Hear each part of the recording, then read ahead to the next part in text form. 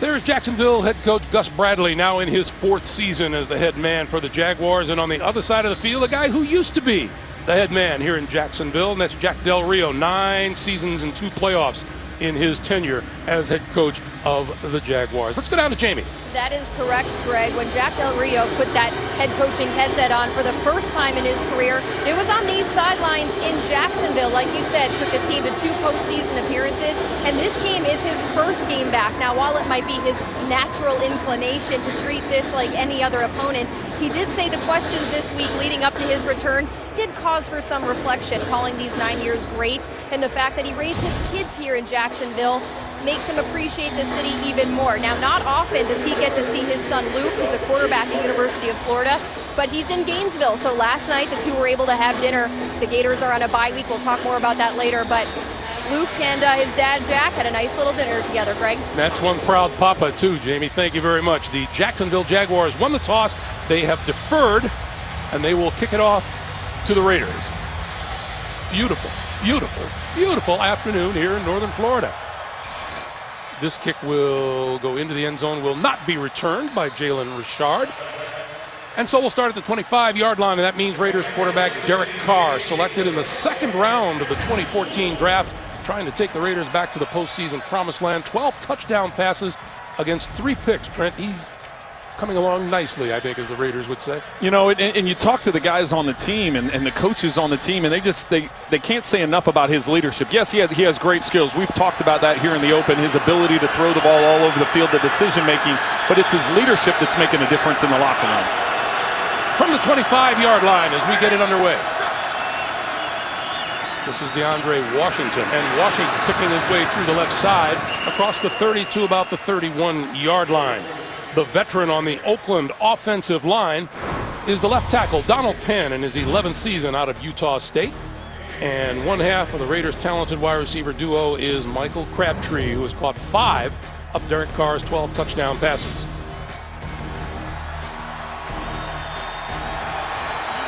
Six yards on the pickup by Washington. It'll be 2nd and 4, and Washington the lone back behind Carr.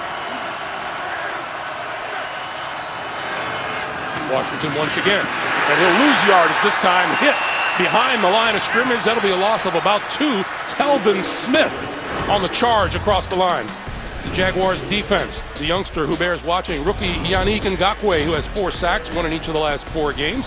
The rookie at 2nd round pick, Miles Jack out of UCLA, starts at linebacker, and the rookie to watch in the Jacksonville secondary is Jalen Ramsey, the number 1 pick out of Florida State.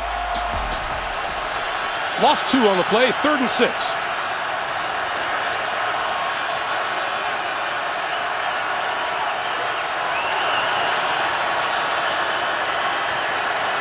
Jaguars drop back into the secondary. Carr pulls on, now throws, sideline, incomplete.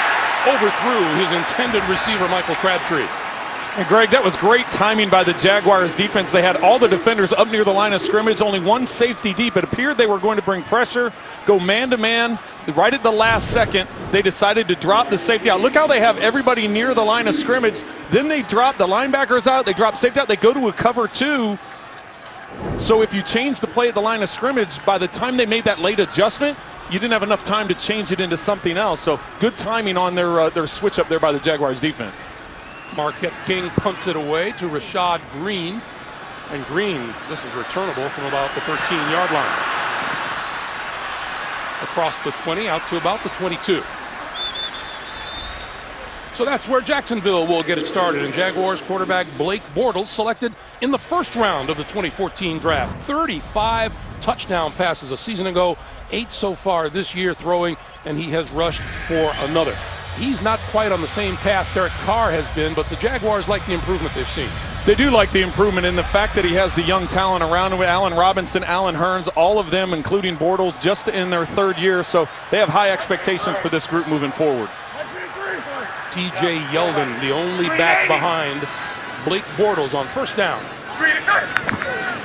And Bortles, short drop, pulls it down, now throws, and that is tipped and incomplete. Intended for the tight end, Julius Thomas. Up front for Jacksonville, left tackle Kelvin Beachum. Practice time was limited by a bad knee this week, but he starts today. And the Jaguars are a handful at wide receiver. Pro Bowler Allen Robinson led the NFL with 14 touchdown catches last year. He has 3 so far this season.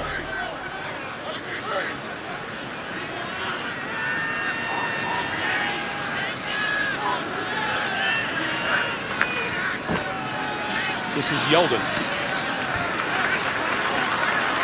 And not much there as he moves it out to about the 23.5-yard line on the Oakland defense. Stacy McGee starts inside. He's the Raiders sack leader with 2.5. At linebacker, number 54, Perry Riley Jr. starts at middle linebacker this afternoon in place of the rookie Corey James. And cornerback Sean Smith, the Raiders team leader in interceptions with 2.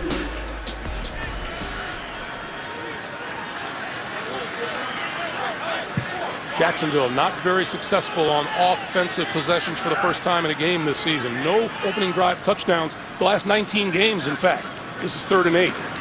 Bortles with time. Lots of time, and over the middle, and he threw it behind his intended receiver at the 40-yard line, and that was Allen Robinson. A lot of battles going on there between Robinson and Sean Smith. Sean Smith ends up falling off there at the end of the route.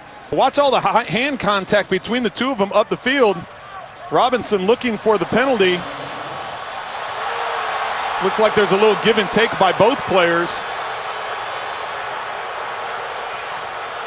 For the reaction of the crowd as they look at the replay, Brad Nortman to punt it away to Jalen Richard. Richard, the rookie free agent out of Southern Miss, standing at his own 26-yard line. Nortman booms it out of there. And this is Richard from the 19. Not much room as he works his way back up to close to the 30-yard line. That is where Oakland will go back to work on offense when we come back to Jacksonville, scoreless in the first. General, there's been a breach. Jacksonville coach Gus Bradley, who was making a case with one of the officials looking for a flag on that last pass play. There was none forthcoming, and here is Oakland at their own 30-yard line. Latavius Murray makes his first appearance of the day in the backfield. Carr rolls, throws behind him, but making the catch is Michael Rivera, the tight end, and we have a penalty marker down.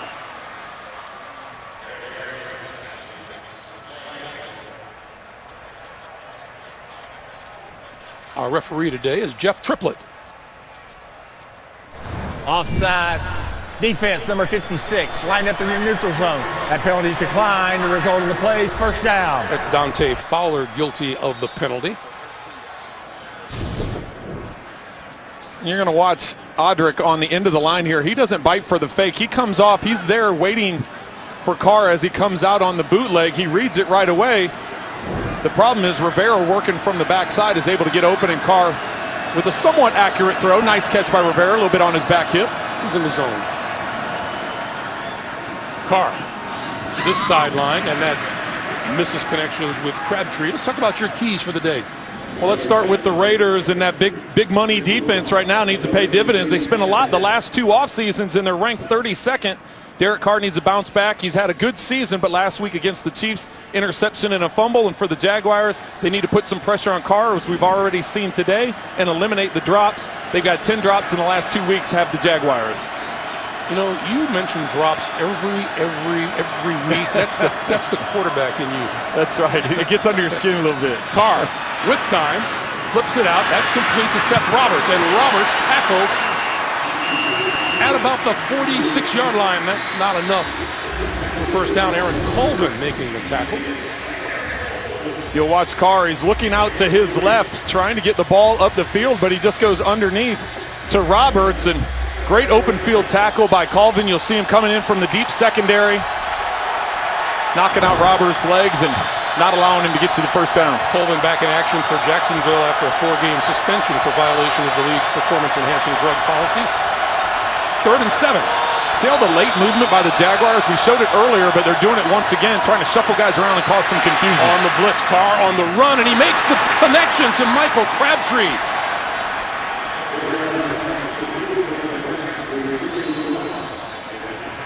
That's a nice job of throwing on the run by Derek Carr. It is, and he recognizes that he doesn't have anybody over to his left to block Colvin as he's coming with safety pressure, and That time there, Amukamara coming up and making the tackle. That ball floated in the air. I tell you what, I was sitting up here in the box, I said, man, with it floating that much, you usually see a defensive back undercut it, but Crabtree came back to the football and was able to have the distance to get the first down. Good for 11 yards and a first down at the Jacksonville 43, and we have movement up front and flags all over the field.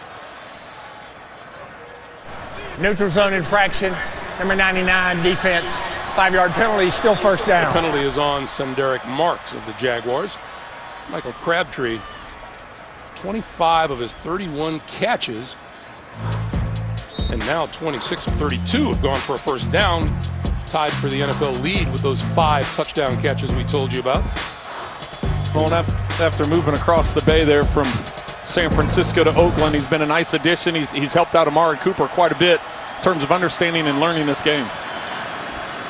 The fake to Latavius Murray. Carr gonna lob it, has his man open, and he's got him inside the 15-yard line. That's Seth Roberts.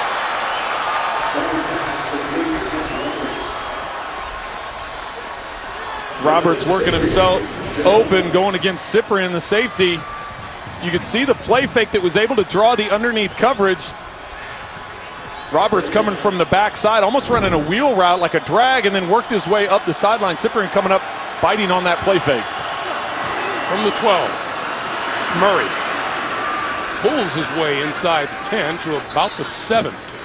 Trent, that penalty set him up at 1st and 5. Does 1st and 5 open up the playbook for you more than 1st and 10? It does quite a bit. As a play caller, you can use more things. There's more things at your disposal. You can take some chances up the field that maybe you wouldn't normally take because you're automatically going to be 2nd and 5 if you get an incompletion. Oakland, one of the best red zone teams in the NFL. Carr with time and throws it away. 15 trips to the red zone for the Raiders this year, 12 touchdowns and 3 field goals. And you can see why. Part of it is the play of the offensive line for the Raiders. Only 7 sacks on the year of Derek Carr.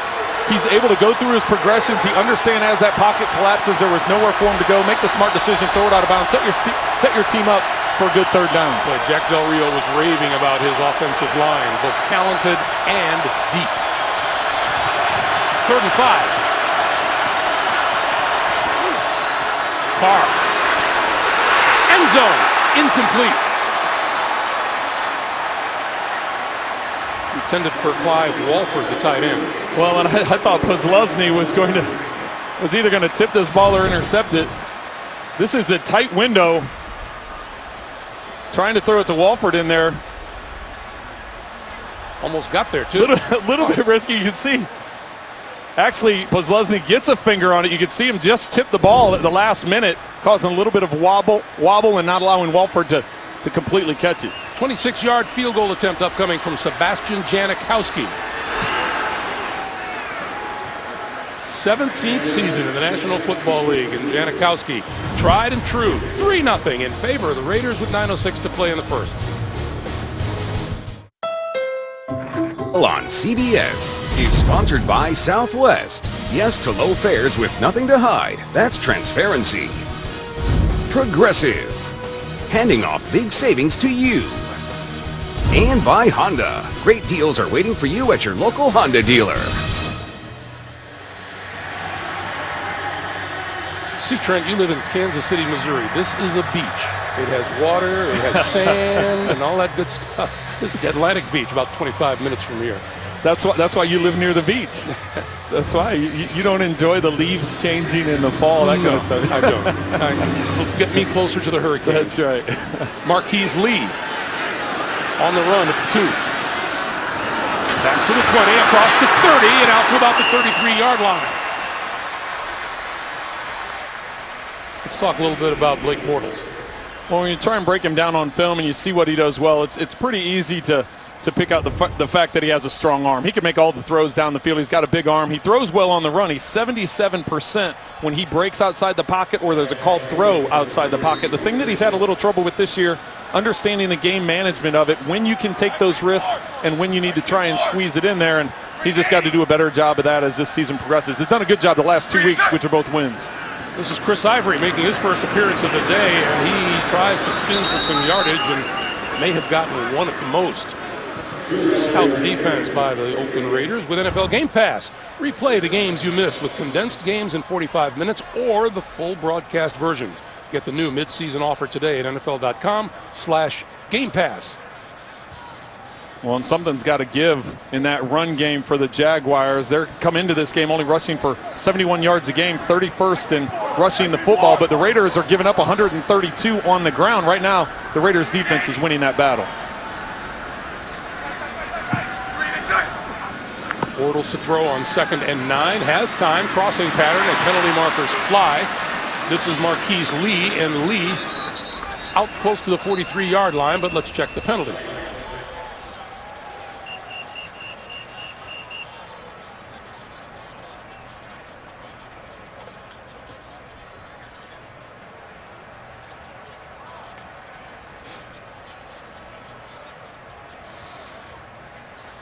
Pretty much good at guessing the penalty where the flag comes from. Well, I think they're going to get holding on the defense. I think they're going to get holding up the field.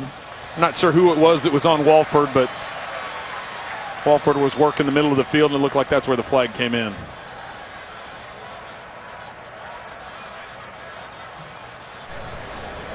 Holding, number 53 defense.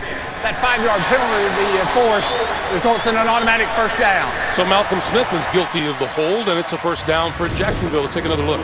Well, and this is going to be, that's going to be Malcolm Smith there, and you see Walford coming up the field. That's where I believe the hold takes place. You can see as he's cupping him around with his hand, that's where the flag comes in. Oakland's 53rd penalty of this season. That is the most in the NFL.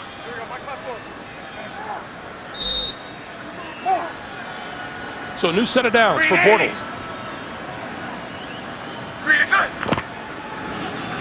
This is Ivory. And Ivory out to the 44. Is there a loose ball? Raiders are pointing the other way.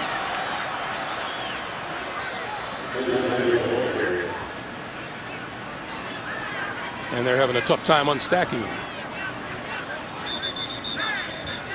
Still no indication yet from the officials.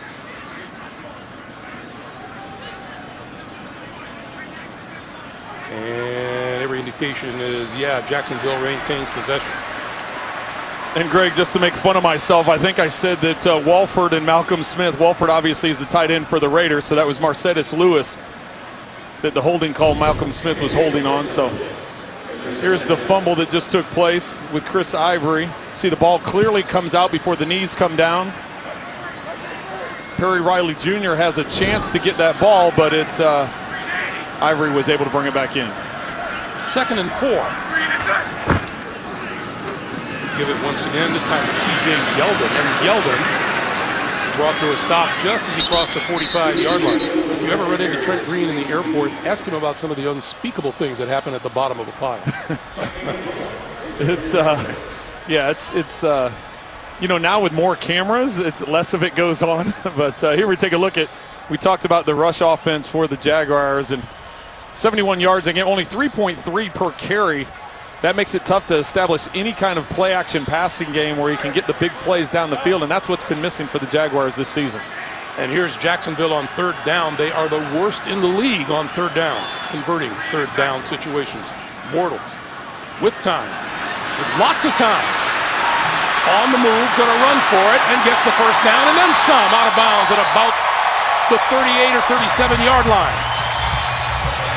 Well, that's something that gets overlooked with Blake Bortles because of his size and his pocket presence and his arm. He has good mobility for his size. He works through the progressions, doesn't force it downfield. You can see he's trying to pick up Marcus Lee underneath for the first down. And now we have a late flag in the middle of the field. 5-yard penalty at the end of the run. Automatic first down. So Jeff Triplett calls a hole on the Raiders defense, and they're going to move it even further. Line of scrimmage will be the 32. Well, that's maybe why with that man-to-man coverage he wasn't able to get anybody open. But good decision by Bortles, not forcing it, taking off and run where he had the space to the sideline. 17-yard run by Bortles, and the other 5 for the hold. Yeldon in the backfield. Bortles to throw. Time again, and overthrows his intended receiver, Julius Thomas. Update time back at the NFL Today. JD. Andrew Luck trying to turn things around. Yes, he does, and he goes to the old vet. Frank Gore for the 3-yard touchdown. That caps a 10-play, 72-yard drive. 7-6, Indy's up. You said old vet. I thought you were talking about Greg and me, huh? Back to Greg Gumbel. Thanks for standing up for me, JB. He did stand up for me, didn't he? You see how he said it? He put himself in there, but he But you know he didn't mean it. Right. He really didn't mean it. On 2nd and 10. Running to the near side is Bortles, and Bortles out of bounds close to the 20. Let's see if he has enough for the first down. They will mark him out at about the 21, and that is good for a first down. When you're going to see this is a called run. He has a lead blocker coming around. Aurelius Ben is in at the wide receiver spot. He works behind the line of scrimmage. Watch Ben come out in front. He's out there to seal the edge. Bruce Irving bites on the fake, and Bortles able to get the first down. Bortles 2 for 28 running the football so far. From the shotgun. Running out of time. Hit from behind. Is that a loose football? His arm was coming forward. Jeff Triblet comes in and calls it an incomplete pass. Even gives us a little sidearm sling to prove his point a little bit. Bruce Irvin appeared to be the Raider to get to him. Right there, number 51. Bortles was lucky to get his arm moving forward. Yeah, he was getting hit before that arm started forward, but he was able to get enough on it to make that an incomplete pass. Bortles looking out to his left initially, trying to find Robinson, but great shot there of his arm coming forward. Bortles, the running back, is doing much better than Bortles, the passer. He's 0 for 4 throwing. There's a completion, but this isn't going to go anywhere to Rashad Green. Well, and Irvin was like, you fooled me on it once with the run. That time you're not going to fool me. And as a right-handed quarterback going to your left to be able to turn your shoulders and get the ball out that quick. Greg Olsen, the offensive coordinator for the Jaguars, was with Oakland for a couple of seasons, knows both these quarterbacks. Had Derek Carr his rookie year, and now with Bortles for the last 2 seasons. And Bortles looking at a 3rd and 7. And needs to call a timeout. Timeout. With the play clock running down. Jacksonville, they're first. It's a 30-second timeout. So 4:46 to play, and they'll talk about it on the sideline. Let's go down to Jamie. Greg, I spoke with offensive coordinator Greg Olsen before this game. Now, he overlaps with both Derek Carr and Blake Bortles in his career, making stops in Oakland and now Jacksonville. And really, when you talk about the commonalities between these two quarterbacks, he said it's their competitive nature, their preparedness, and the upside they have in this league. But you can see the physical differences between these two. Now, Bortles and Carr do have a relationship as well, and Carr made sure to text Blake when Greg Olsen got that job to make sure he knew he was in good hands. Yeah, in fact, thank you, Jamie. In fact, Derek Carr made it clear he stays in touch with a lot of people during the week. Got to know a lot of those guys during the draft process, the combine process. Big 3rd down here for the Jaguars. With time, throwing for the corner of the end zone, up in the air, and intercepted by David Amerson. His 2nd of the season. We'll take another look, but Trent, that never looked open. No, it was a matter of trying to force it up the field, and that's something that Blake has to overcome, and nice play by Amerson.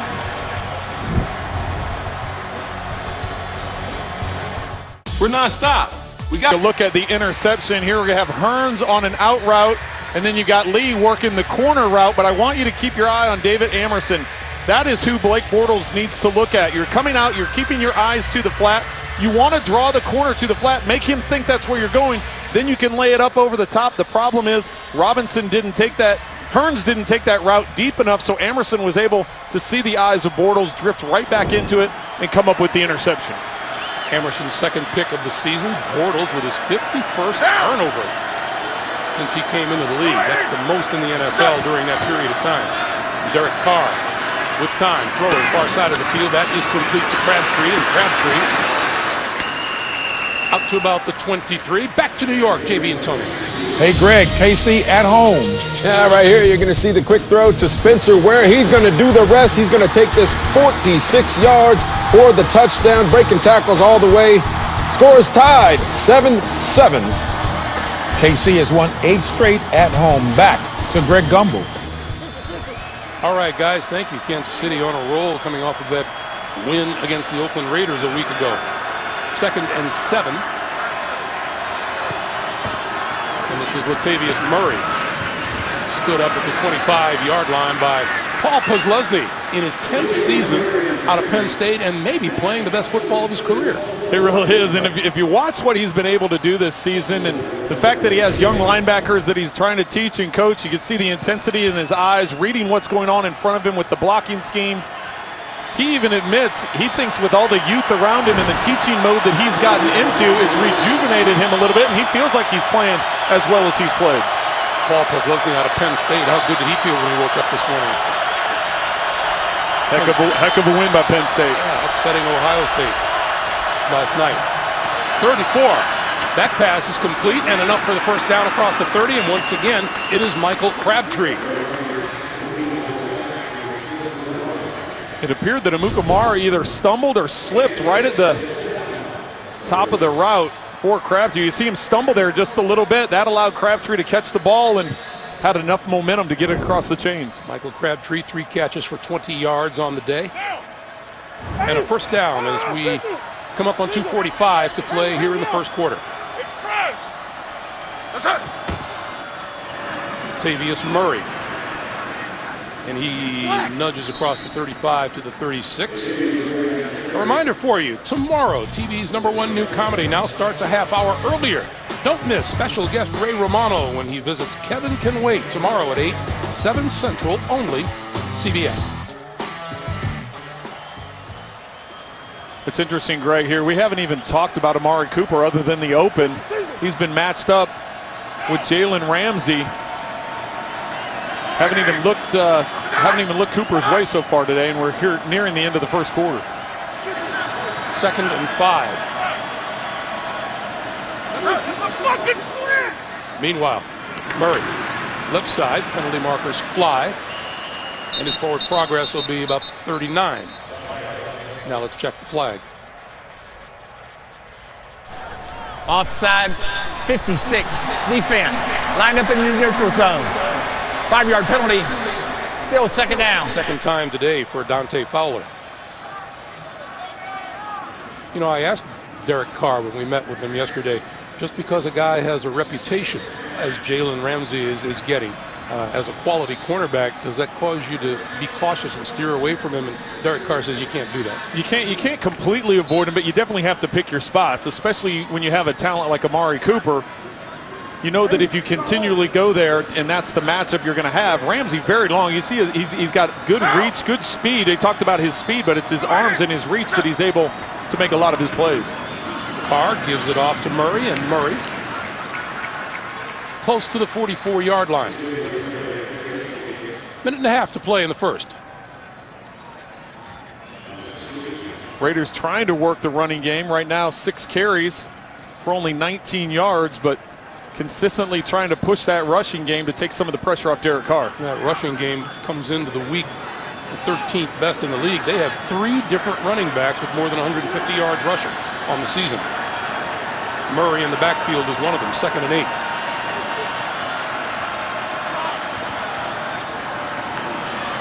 Carr stepping up, throws complete, coming to the near side of the field is Amari Cooper, and he's knocked out of bounds just as he crosses the 45 at about the 46 or 47-yard line. A reminder for you, your weekend begins on Thursday when these Jacksonville Jaguars visit the Tennessee Titans, only on NFL Network. Well, I think Ramsey and the Jaguars will take that all day if Amari Cooper is going to be running the underneath routes as opposed to pushing up the field.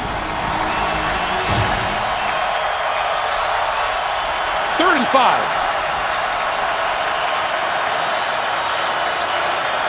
Crabtree one-on-one down here at the bottom of the screen on Amukamara. Carr looks this way, throws, and off the fingertips of Crabtree. Turned it back toward his quarterback and couldn't hold on. Well, that's a good back shoulder throw. That's one that Crabtree has to come up with. He generally does a good job with these, and you can see the location of the ball. Amukamara driving on it. You want to put it to the outside. You want to put it low and away on that low hip. That's one that Crabtree has got to make. So on comes the punter, Marquette King, and Rashad Green drops back to his own 10-yard line for Jacksonville.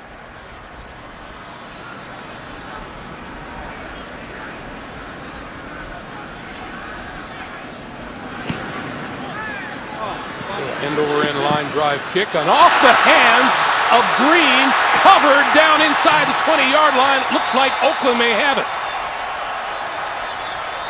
Yeah, they do.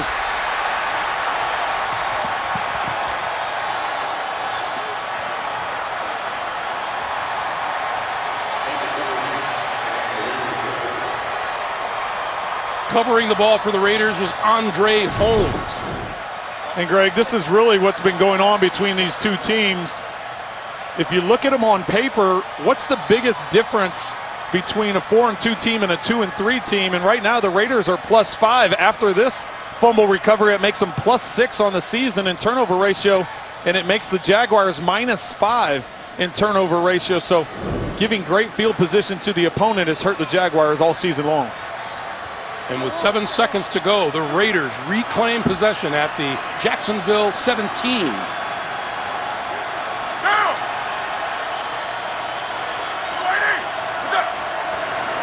Carr with time, over the middle, incomplete. Intended for Murray out of the backfield. It'll be 2nd and 10 with 2 seconds to play. Well, and how many times have you and I talked about this, Greg? This is making me nervous up here. You're throwing over the middle on a late check down, and you're throwing it high, and it gets tipped up in the middle of the field. 9 times out of 10, that's going to be intercepted. Raiders very fortunate. Takes you back to your quarterback days. We lose all the oxygen in the booth when you go. Exactly.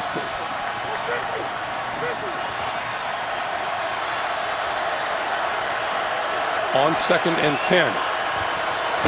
Carr going to give it to Olawale.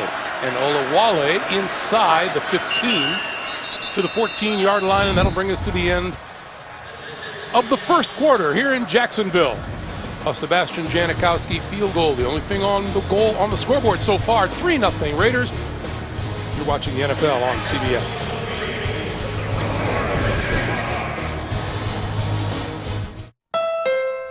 Bell on CBS is sponsored by McDonald's. I'm loving it. And by Bud Light. Make the right call. Drink responsibly.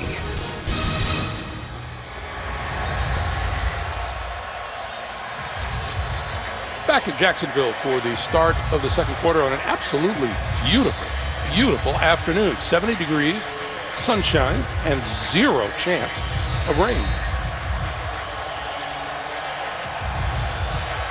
Oakland with the ball at the Jacksonville 14. 7 yards for a first down, 14 yards for a touchdown.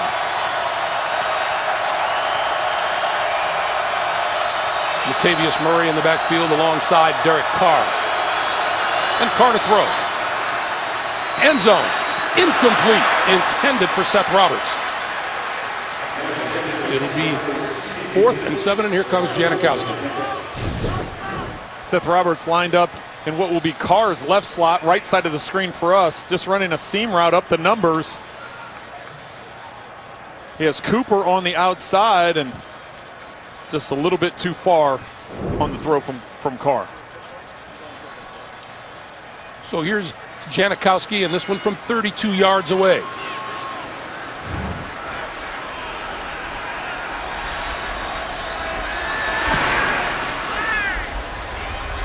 The man is a machine, isn't he? And has been for a long time in the National Football League.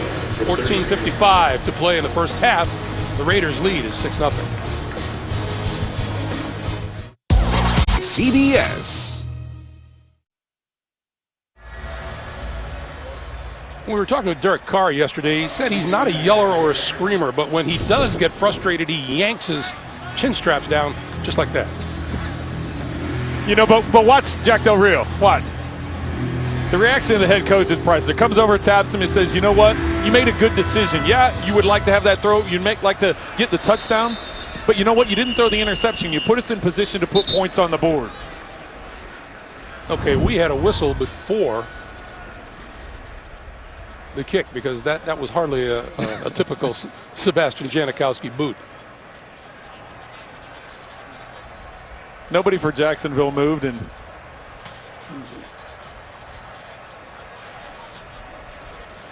yeah, there's usually some communication between the officials that we're ready to go. 1, 2, 3, 4, 5, 6, 7. They're all talking this thing out. Reset the game clock to 14:52. So we'll do that.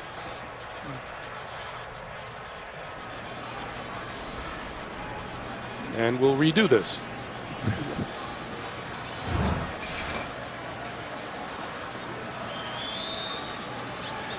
You know, Sebastian Janikowski, Adam Vinatieri, they're modern-day miracles in this game, aren't they? Well, he's, you know, you see Sebastian shake his head when the official handed him the ball. He's like, I've only kicked the ball off like 1,000 times, and it's I happened to go a little early that time, so he's more accustomed to kicking it through the end zone.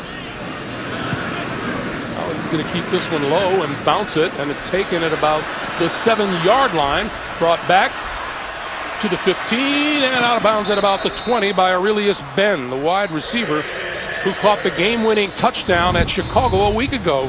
We have a late penalty flag down.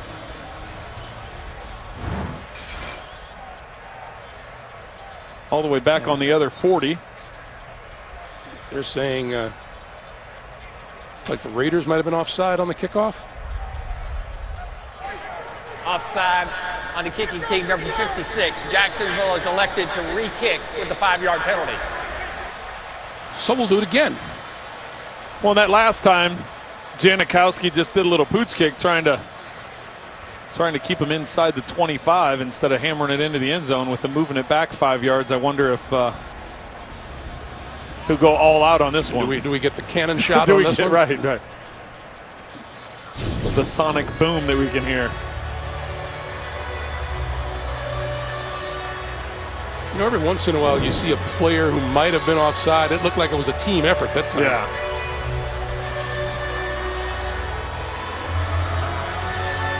Usually tell when the officials don't call out a number. They just say a bunch of them. Or on the kicking team. It's like that illegal procedure by the offense because you had like 3 guys move. It's like, who's going to be the one to get called out here? This has to be approaching a world record for the amount of time Sebastian Janikowski's been on the field. Well, and you have to think right now, Jacksonville feels pretty good. They're -2 in turnover ratio, and they're only down 6.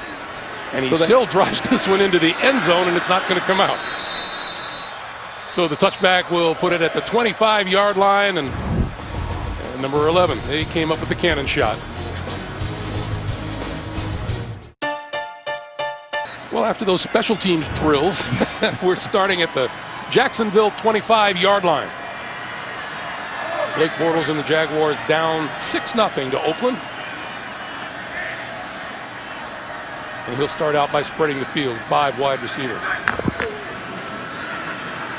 Good protection, going deep, little hand fighting as penalty markers fly. Pass intended for Allen Robinson, and Emerson was covering.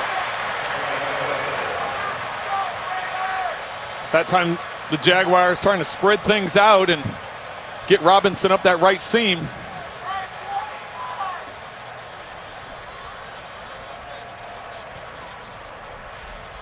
See that right arm of Emerson reaching out and hooking that left arm of Robinson. Pretty easy call for the officials. On the play prior to the pass. Holding, number 29 defense. That penalty's declined. Pass interference, number 29 defense. That penalty's accepted. The ball will be placed in the spot of the foul. First down. Trent, does a cornerback reach out and grab someone in the hopes that it won't be seen? Well, they reach out and grab because they don't want to give up the touchdown. And I think as defensive coaches, they would rather, instead of a guy just flat out beating you and giving up a quick 6, go ahead and grab him and prevent that from happening. All right, from midfield, Ivory. Ivory, this side, 30, 20, and knocked out of bounds inside the 10-yard line. It'll be first and goal. Reggie Nelson pushed him out. 43-yard pickup. Well, and Jack Del Rio talked to us about it. He said they're going to defensively, they have a lot of good plays. The problem is the big plays. He said, we played solid all year. It's just a play here or there that gives up the big play. And prior to that play, prior to these last two plays, the defense had been playing outstanding. Jaguars only 41 yards in the first quarter. Now all of a sudden they've moved the whole field in two plays. Of course, the penalty helped with one and the big run that just happened. Adjusted to a 42-yard gain. First and goal. Ivory again. And looks like Ivory's going to lose a yard on this play back to the 9.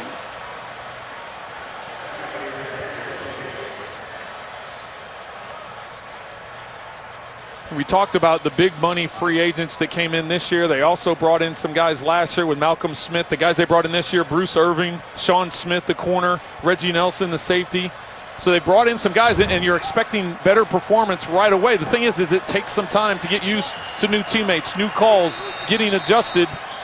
And Jack Del Rio, as I mentioned, the team is close, just giving up too many big plays. We have a timeout called on the field by the Raiders, I believe. So while they do that, we'll do this. Remind you that coming up, the Verizon Halftime Report. Join JB and the guys for all the latest NFL scores and highlights, as well as a preview of Thursday Night Football on the NFL Network, all coming up on the Verizon Halftime Report. So the line of scrimmage closer to the 10 than it is to the 9-yard line, but it is second and goal.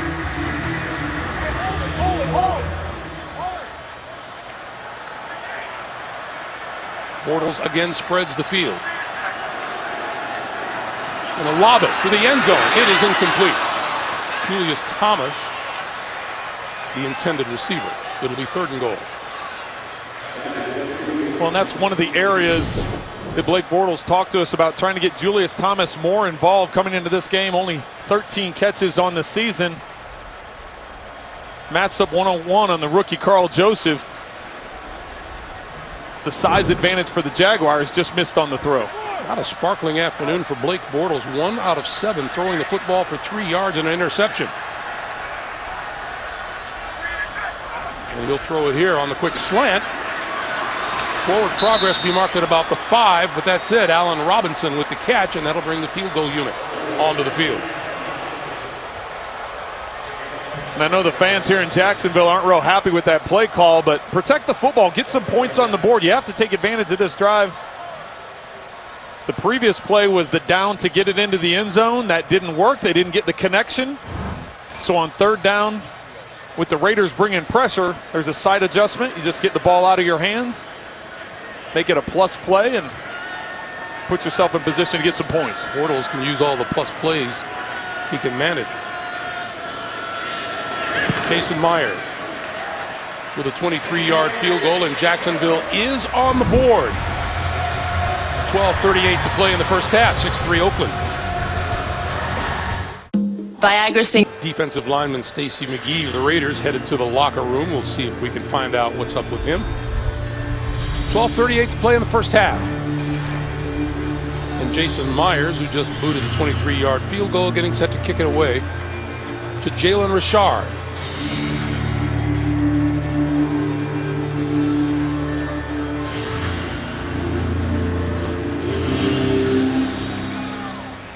And see what Richard does with this one. He will not bring it out, and they will start from the 25-yard line. Let's talk about Derek Carr. What you look for from him? Well, the first thing is he's good against the blitz, and that's why teams don't bring a lot of pressure. For Jacksonville, they don't like bringing a lot of blitz. It's mainly they're down 4, but Derek Carr completing 76% against blitz pressure. Throws the deep ball well. He does a nice job with that. If you look at how many times he throws it down the field, obviously those dynamic receivers he has. And then sometimes the only negative you can really say is he trusts his arm too much. Sometimes he gets outside the pocket and he tries making a throw when you feel like you can make every throw. Sometimes you try squeezing it in there a little too much. Hard to find anything, a whole lot of negative talk with Derek Carr. He's having such a productive season this year and, of course, last year. Here comes the end around, and this is Johnny Holton, and Holton with blockers in front of him and lots of running room. Across midfield and into Jacksonville territory for a first down, shoved out of bounds by Jonathan Cyprien.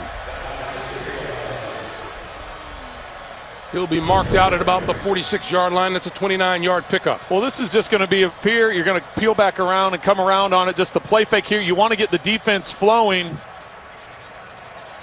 That's what the Raiders do. They do the play fake out to the left, and they flip it around. Got a couple blockers out in front. Jaguars very lucky that that didn't end up in a touchdown.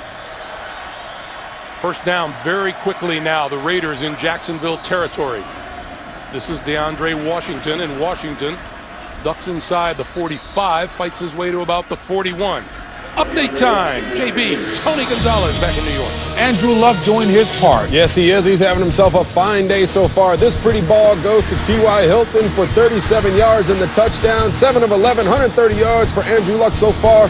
14-6, Indy up over Tennessee. Back to Greg Gumbel. All right, guys, thank you. You know, Andrew Luck is such a competitor. He's not going to sit still for this lackadaisical approach to the game that the Colts have shown so far this season. Yeah, you're just waiting for him to unload. He's struggled so far this year, but it looks like they're dialed in today. Latavius Murray breaking through on the right side and down close to the 30-yard line. That's another first down for Oakland. Well, for the Raiders offense, it's nice to have Latavius Murray back. He's missed some games due to injury, and Raiders have a lot of success running to the left side of the offensive line. That time everything collapsed and Murray's able to cut it back. 3 rushing touchdowns on the season for Latavius Murray, over 4 yards per carry. You can see averaging almost 5 yards a carry here today. Washington and Olawale. Carr to throw. Short one, dodging a tackler is DeAndre Washington, and Washington to about the 26-yard line. Let's go down to Jamie. Greg, we saw Stacey McGee walk off to the locker room for the Raiders. He started at D tackle today for Oakland. He is questionable to return with an ankle injury. All right, Jamie, thank you very much.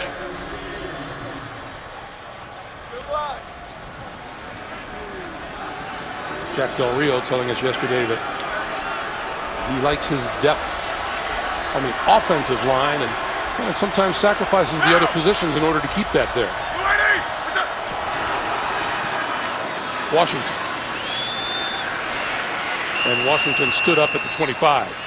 When you talk about that offensive line, they're very productive over on that left side with Donald Penn and Osemele. Rodney Hudson brought him over a couple years ago from Kansas City, so that left side's been pretty solid. They've actually started 3 different right tackles on the season. They've played 5 different guys in that right tackle spot, so trying to get that side nailed down. But I'm sure Derek Carr appreciates a head coach in an organization that places an importance on an offensive line.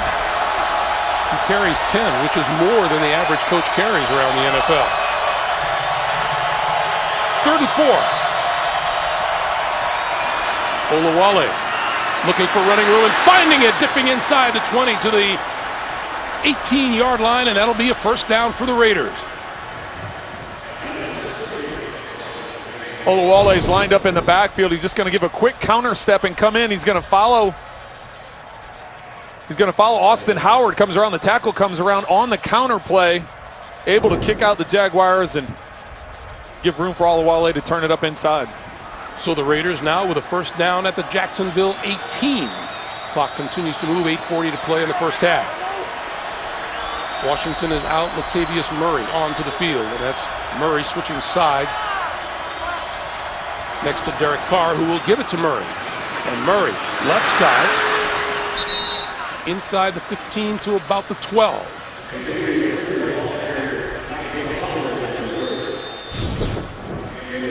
Latavius. I'm sorry, Trent. No, I was just going to say, talk about his patience there. He comes around, he has a lead blocker, trying to allow him to set it up. Gabe Jackson comes around on the counter play where he's working across in the backfield, and you see the rushing comparisons there. Jacksonville, the majority of that coming on the one big run by Chris Ivory. So now it's Murray and Olawale in the backfield. Latavius Murray bouncing off of tacklers, trying to turn it upfield. He can get as far as maybe the 11th, the 11-yard line. Latavius Murray, I was going to say, he's he's been such a promising runner for so long, but the injury bug has always had something to do with him. And even now, he's just back after missing the last 2 weeks with a turf toe. Well, and that's the thing. You see a big, strong running back, and as you said, when he's healthy, he's very good. He reminds me a lot of McFadden, who they had there for several years. When McFadden was healthy, he was a productive back. It's a matter of staying healthy. So Latavius Murray helps out this offense a lot when he's on the field and able to be healthy. Big third down here for the Jacksonville defense.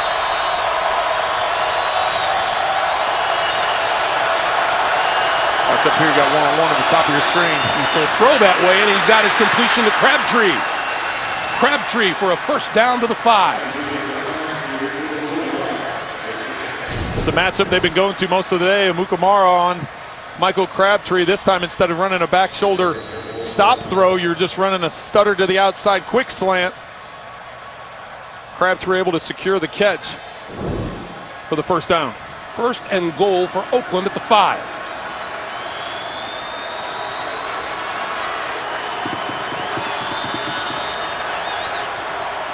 Carr will go under center now with Olawale, the only back behind him.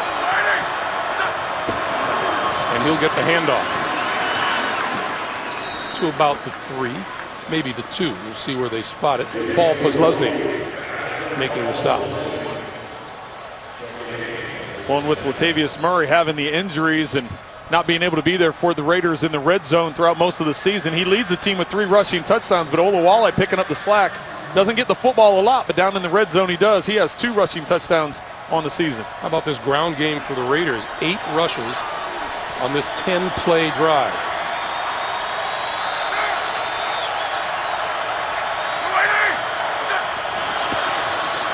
Murray looking for the end zone. Got it for the touchdown.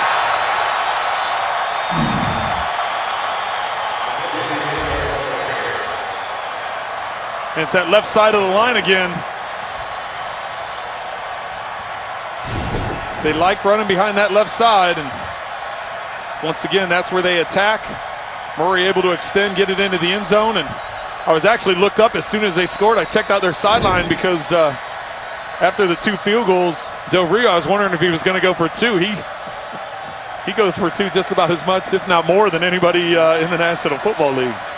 But settling it what appears to be to go for the extra point. Jack Del Rio told us when this team acquired Kelechi Osemele, the left guard, that he really solidified this offensive line. Here's Janikowski.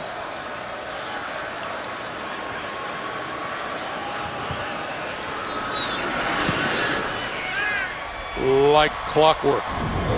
11 plays, 75 yards, took 7 minutes off the clock, and Latavius Murray with his 4th rushing touchdown of the season. I'm Jamie Foxx for Verizon. NFL on CBS is sponsored by Touch of Gray for that perfect salt and pepper look. Verizon. Welcome to Verizon LTE Advanced, the next-gen network. And by Intel. Upgrade to a new PC with powerful performance.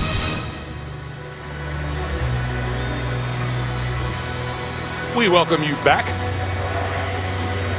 to Everbank Field here in Jacksonville, where the Jaguars trail the Oakland Raiders 13-3. There's that scoring drive. The Raiders put the first touchdown of the day on the board. This one into the end zone will not be returned by Marquise Lee, and they'll start from the 25-yard line. Getting to be that time where number 5 has to find a little offense. 5:32 to play in the first half. This is the house of the passion. Part of the crowd here in Jacksonville. 5.5 to play here in the first half. And Blake Bortles trying to get something started at his own 25-yard line before the teams go to the locker room.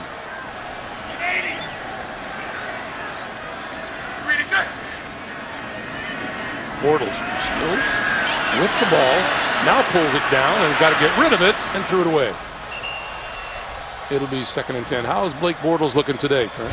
Well, he's been struggling, and it goes without saying. Right now he's sitting 2 for 9, this time under pressure by Irving, trying to work through his progressions.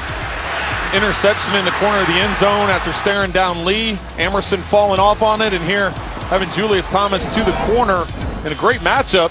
size matchup, just missing the throw. And an Oakland Raider defense, as you see T.J. Yeldon looking for running room and getting himself a first down and then some out of bounds. But a Raider defense that is dead last in the NFL in pass defense, and Bortles has managed just 8-yard throwing. Well, and that's why Jack Del Rio told us there wasn't a lot of panic. He said, listen, we understand the media's perception and we understand the numbers. We're last in pass defense, we're last in defense, but he feels like his defense is better than that. He feels like they have some good players on that side. It's just a matter of all coming together, and so far today they have been. Bortles with time, has a man open and underthrew it, and it bounced off the defender, incomplete. Mercedes Lewis, the intended receiver, and Malcolm Smith defending. Looked like he needed to lead him a bit more, Trent. Yeah, he threw this too far back, and Lewis actually has a step on Malcolm Smith. If you get that to the outside, it's going to be a completion. See Lewis coming back for it, just goes off the helmet of Malcolm Smith. Fortunately for the Jaguars, it's not intercepted. 2nd and 10. Bortles to the sideline. That is complete, and out of bounds across the 45 is Julius Thomas. It'll be 3rd and about 3. Well, and you can see the Jaguars, even though that ball went out of bounds, they're trying to go with an up-tempo, trying to change things up a little bit. Gus Bradley talked to us a week ago in Chicago. They changed the tempo up a little bit. Hopefully that can get Blake Bortles into a rhythm. As you look at his last 10 throws, they got that key interception and only 3 of 10 for 15 yards. And we get a whistle and a timeout here. Timeout Called by Oakland, their Oakland. second. So they use their second here in the first half, and we take a break. And coming back to Jacksonville with 4:14 to play. You love all day breakfast. CBS is sponsored by Geico. 15 minutes could save you 15% or more on car insurance. And by AutoTrader. Find your perfect new, used, or certified car on AutoTrader.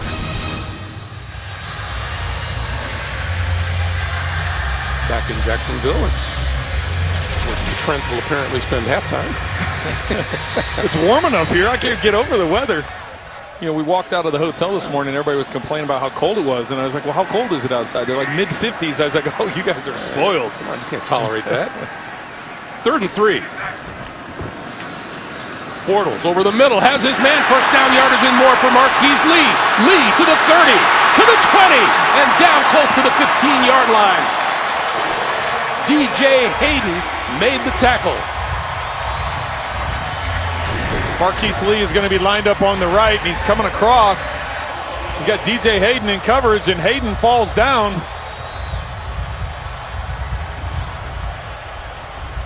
That's a 38-yard pickup, and Jacksonville now at the Oakland 15. 3:40 to play, and 2 timeouts. This is Yeldon. Yeldon for 2, and it'll be 2nd and 8. Well, and that was a much-needed play for the Jaguars. Not getting anything going offensively. Up until that point, 3 of 11 in the passing game, only 15 yards and in 1 completion, getting a 38-yard chunk. So you can see changing this tempo up has helped Bortles with his rhythm. Bortles going to go to this side of the field, and that's complete to Thomas, the tight end. And he is out of bounds at about the 8-yard line. So it'll be 3rd and about 3. Well, and that's a matchup they wanted. We talked about it earlier when they just missed the touchdown. Having Julius Thomas matched up on the rookie Carl Joseph in the slot. That time having Thomas lined up one-on-one on the outside. Reggie Nelson came running over the top right before the snap, just trying to give some help in case that was a fade route. They mark it at the 9, so it is 3rd and 4, and Bortles needs the 5-yard line for a first down. Bortles spins out of trouble. Penalty marker down in the backfield. Bortles on the run, diving for first down yardage, and he appears to have it, but let's check the flag. Holding, number 77, offense. 10-yard penalty, repeat 3rd down. That is left guard Patrick Omameh. You see him lined up right there at guard. Coming right through the middle. gets bull rushed and just reaches out and grabs him. Jihad Ward, the rookie out of Illinois, coming right through the middle. So instead of 1st and goal, and maybe without the penalty, Bortles doesn't get that far. Correct. It's 3rd and 14. And the clock continues to move. We're going to get a 2-minute warning before anything else happens here in Jacksonville. 2 minutes to play in the first half. When we come back, Bortles with a 3rd and 14 looking him in the eye. We're back in Jacksonville as the Jaguars go to work on 3rd and 14. Bortles under pressure, escapes, looking, throwing for the end zone, jump ball.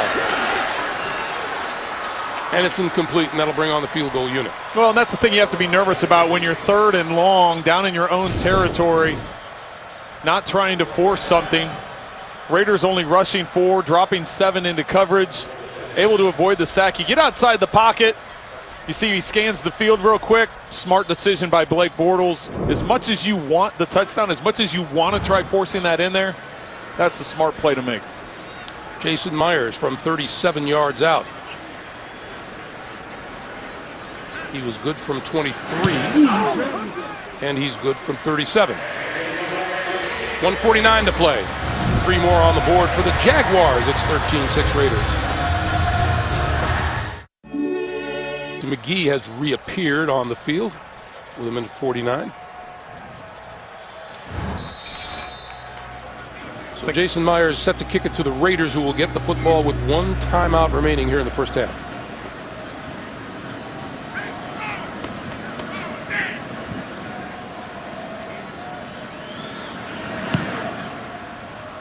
This is Jalen Richard. He will not run this one back, and the touchback will start the Oakland Raiders at their own 25-yard line on October the 11th here in Jacksonville. Jaguars defensive tackle Malik Jackson chipped in to help in the relief efforts after Hurricane Matthew. He assisted employees of the Jacksonville Electric Authority that were working to restore power to homes with outages. Good for him. It's great to see, new to the community, new to the team. He's playing outstanding on the field, and nice to see him contributing in the community as well. Got a little windy in these parts, Trent. 1:49 to play. You live down the road, so you know that, right? Carr pulls it down, rolls, and throws to the sideline, and that's complete, and out of bounds at about the 30 is Michael Crabtree. Just a reminder, coming up on the Verizon Halftime Report, JV and the guys back in New York with scores and highlights and a preview of Thursday Night Football on the NFL Network, all coming up on the Verizon Halftime Report. We've seen a lot of Michael Crabtree and not so much of Amari Cooper in the first half. Well, and that says a lot about Jalen Ramsey, and you know, even though Derek Carr said you don't want to go at him too much because of the plays that he can make, you also, right now, you're eliminating Amari Cooper from the game just because of the ability of Jalen Ramsey to shut him down. That pass over the middle, and that's complete to Latavius Murray, and Murray has the first down out to about the 37. And the clock continues to move with a minute and a half. Well, and the Raiders still have the 1 timeout. You have to remember they have one of the biggest legs in the National Football League in Janikowski also, so you can get to about the 45, you're giving Janikowski a shot. Cooper just 1 catch for 4 yards today. Crabtree 5 catches for 32. And that pass over the middle, bobbled and dropped incomplete. That was in and out of the hands of Latavius Murray. And stops the clock with 1:08. And I apologize, Greg. Did you hear me again? You talked earlier about me taking the air out of the booth when that ball tips up over the middle. As soon as that ball tipped up in the middle of the field, I took my breath away. I know. We have emergency personnel standing by outside the booth whenever that happens for you. Quarterback, you just holding your breath when you see that happen. So I'm just glad you don't scream. Right. I almost did that time. On 2nd and 10, plenty of time for Carr, and he throws. That's complete. And across the 40 to the 42 is Latavius Murray, who held on that time. It'll be 3rd down. Clock continues to move. 50 seconds to play. He needs the 47 for a first down. Raiders with 1 timeout. Soft coverage on the outside. Carr going to go deep.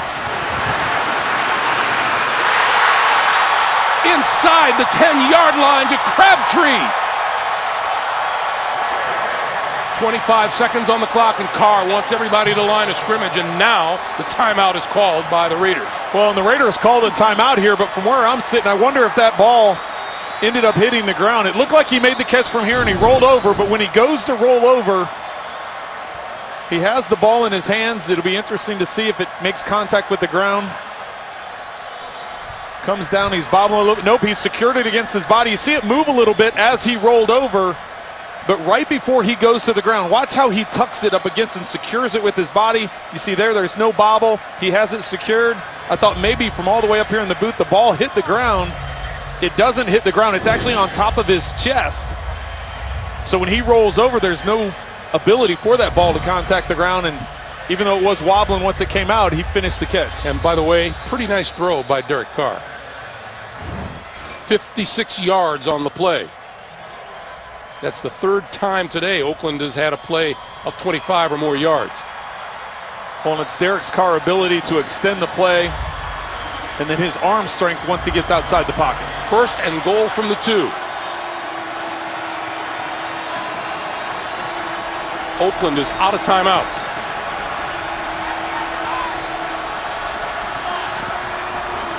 Carr going to throw for it. Looks right, throws left. It is caught, but out of bounds.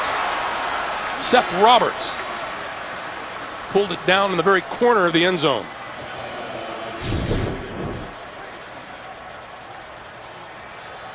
Has the ability to catch it there, puts it high, gets the 1 foot, not able to get the 2nd foot down. Second and goal with 20 seconds to play. On watching Derek Carr, he came out, he was looking to the right to Cooper up top, one-on-one with Ramsey, but didn't like the look of it, the jam that was taking place, so came to the backside. Carr going to run it right up the middle, and now throw back of the end zone overthrew Amari Cooper, and a flag is down in the back of the end zone.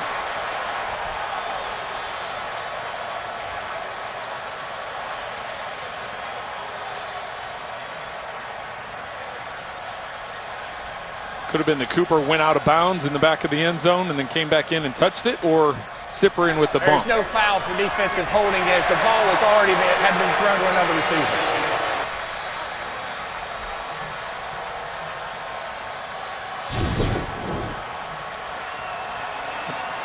That's Jonathan Cyprien. You see Cyprien has his hands on Cooper, but the official put the flag away. Third and goal.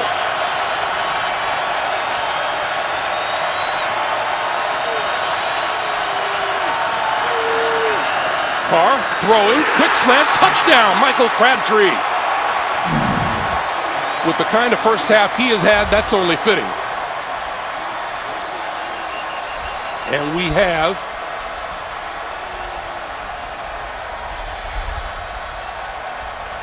touchdown ruling on the field. And the officials are now looking at both Crabtree and Derek Carr. And Jeff Triplett talking. Well, and that's what they've been attacking all day, is that Crabtree and Amukamara combo. After the score, unsportsmanlike conduct. Number 15 of the offense, Fruitslash. That 15-yard penalty will be assessed on the kickoff.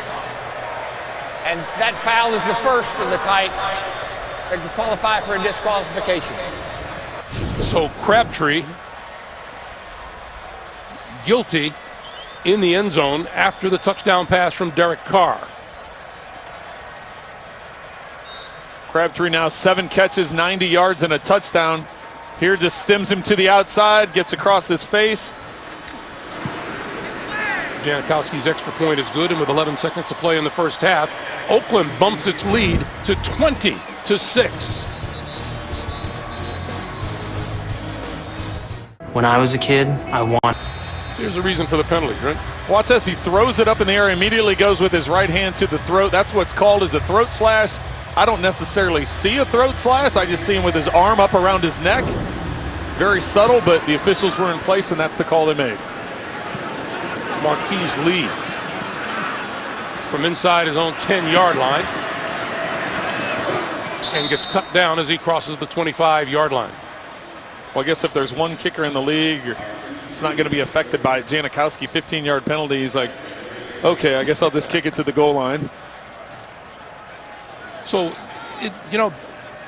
even if it's just a hint of a throat slash, it makes no sense to put yourself in peril to have another penalty called against you, and that's an automatic ejection, another personal foul penalty. Yes, and I, like I said, I didn't see a throat slash. I saw him after he flipped the ball up in the air. Yes, his hand came near his throat. I didn't necessarily see a slash, but that's what they called, and you're right, Greg. It counts against him as that too unsportsmanlike ejection. So Crabtree's got to be careful what he does the rest of the game. So Jacksonville with a terrific drive and a field goal, and then the Raiders come back in a hurry. 20-6 is the score. We go down to Jamie. Coach, Blake Bortles 5 of 14. What has been your biggest hindrance on offense? Well, we came out with about 5 minutes left to go in the second quarter, tried to change the tempo. Went no huddle, got down there, had a couple opportunities in the red zone. We got to turn those into more points. The Raiders have had a handful of explosive plays. How do you keep those in touch? Well, that big one right there. Third and medium, trying to get off the field, give our offense one more shot. Played aggressive, but we got to stay on top. Had some turnovers, kept them out of the end zone, but too many explosive plays. Thanks, Coach. Thank you. All right, Jamie, thank you, Coach. We come to the end of the first half. Raiders lead at 20-6. Back with the Verizon halftime report after this message and a word from your local station. You're watching the NFL on CBS. Tonight, we have a missing woman.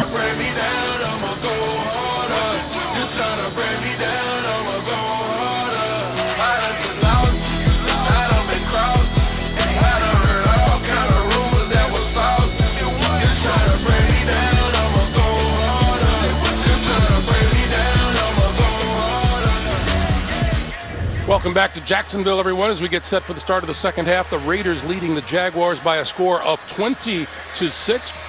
Let's take a look at Who Are You Lovin', presented by McDonald's. And to close out the first half, the Raiders came right back after a Jacksonville field goal with Derek Carr throwing a touchdown pass to Michael Crabtree. And that is how we stand, 20-6. Greg Gumbel along with Trent Green. You and I were talking about the tail end of that. A holding penalty might have cost the Jaguars more than you might originally think. Yeah, the Jaguars would have had 1st and goal inside the 5-yard line because of that holding penalty. All of a sudden it made it a 3rd and 15, moved it back. They weren't able to pick up the first down, had to settle for a field goal, and gave plenty of time for the Raiders to go down and get in position for their touchdown. As you take a look at the numbers from the first half, you wonder, what is it about Blake Bortles that he is finding it difficult to get something started against, statistically, the worst defense in the league? Well, they come in, as you mentioned, the Raiders' pass defense is the worst in the National Football League, and Jack Del Rio was saying he doesn't think the numbers back up how good they are on defense, and so far today they've proven that out. Blake Bortles struggling to get anything going down the field or underneath. You can see they've been able to establish somewhat of a run game, but they haven't been able to carry that over and get some complementary offense with the pass game. Marquise Lee with the opening kickoff, and is still on his feet across the 30, across to the 35-yard line. So a 35-yard return just to bring it back. Who Are You Lovin' connection is Derek Carr to Crabtree for the touchdown. Well, Michael Crabtree's had a big first half, 7 catches, 90 yards, and a touchdown. He was able to take advantage of the matchup with Amukamara because Jalen Ramsey has been following Amari Cooper all over the field. Cooper only with the 1 catch for 4 yards in the first half, but Crabtree having a big day. Bortles trying to find something to jumpstart this offense. On the roll, he looks, he throws, and he's got his man. And that is out of bounds at about the 44, 43-yard line. Let's go back to that Michael Crabtree touchdown catch. There was more to it than just the catch.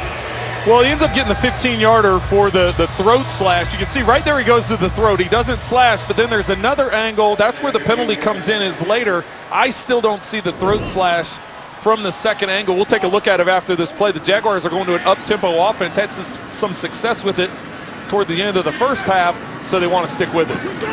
Quick sideline pass is complete to Marquise Lee. Here's one last look, a different angle. You see him go to the throat. The first time, he doesn't get the penalty there. It's the second time where he goes to the throat. I still don't see a slash, but he has it up near his throat, and he kept it there for a while, and you can see the other players coming in to try and protect him.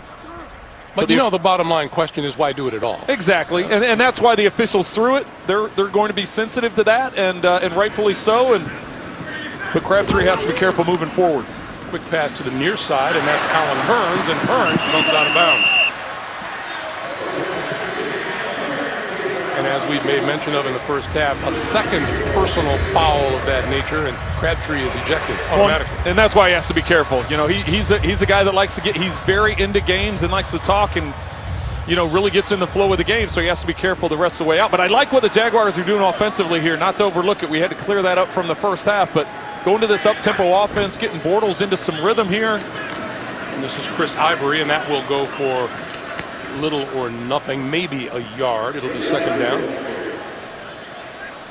Darius Latham and Khalil Mack. Boy, Khalil Mack, we have not mentioned his name at all today. Hasn't been much of a factor. And the Raiders, with the defense that they run, they drop him into coverage quite a bit. You would think a guy that had 15 sacks a year ago would do nothing but come off the edge, but he's required in this defense to drop back in coverage sometimes, and so far today they've been able to take care of it. Bortles running straight ahead and close to the 25-yard line. He's going to be marked down at the 26. The tackle made by Malcolm Smith. And when I say they've been able to take care of it, it's Kelvin Beachum that's been able to take care of it over there at the left tackle. Bortles having good success running the football in the first half. 32 yards rushing at this point. 3rd and 4.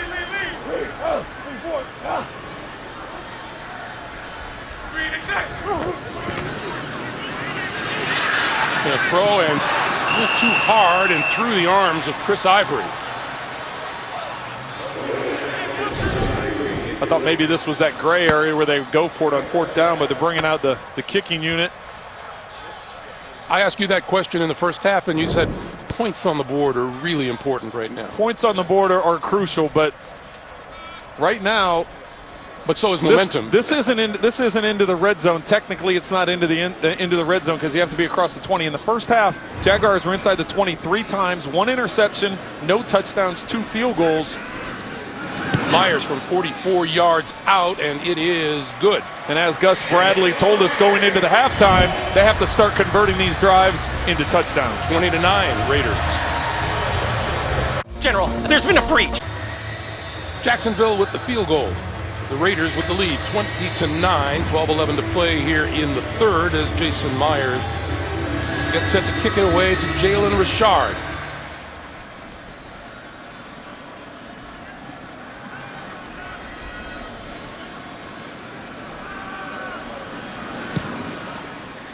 And this one will not be returnable. It's out of the end zone, and we go down to Jamie. Greg, I just learned a powerful lesson talking to Jack Del Rio coming out of the half. Go positive first with him. He gave me some grief when I asked about Amari Cooper's just 2 targets. He said, why are we talking about Michael Crabtree? Now for Cooper, he said it's fine that extra attention is being paid for him. For Crabtree, he feels like he's on fire. I did ask Coach whether or not he had to say anything to Crabtree about that potential second personal foul. He said, no, he's a veteran. He can handle himself. Back to school with Jamie. Thank you, Jamie.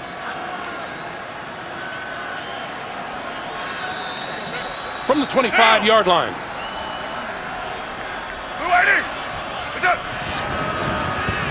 Carr flips it out to the near side.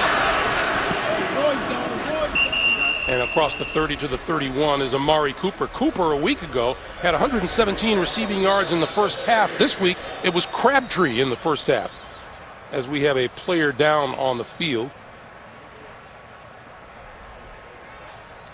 And we will check on him and take a timeout and come back to Jacksonville in just a moment. On CBS is sponsored by Southwest. Yes to low fares with nothing to hide. That's transparency. Charles Schwab. And by Toyota. Let's go places.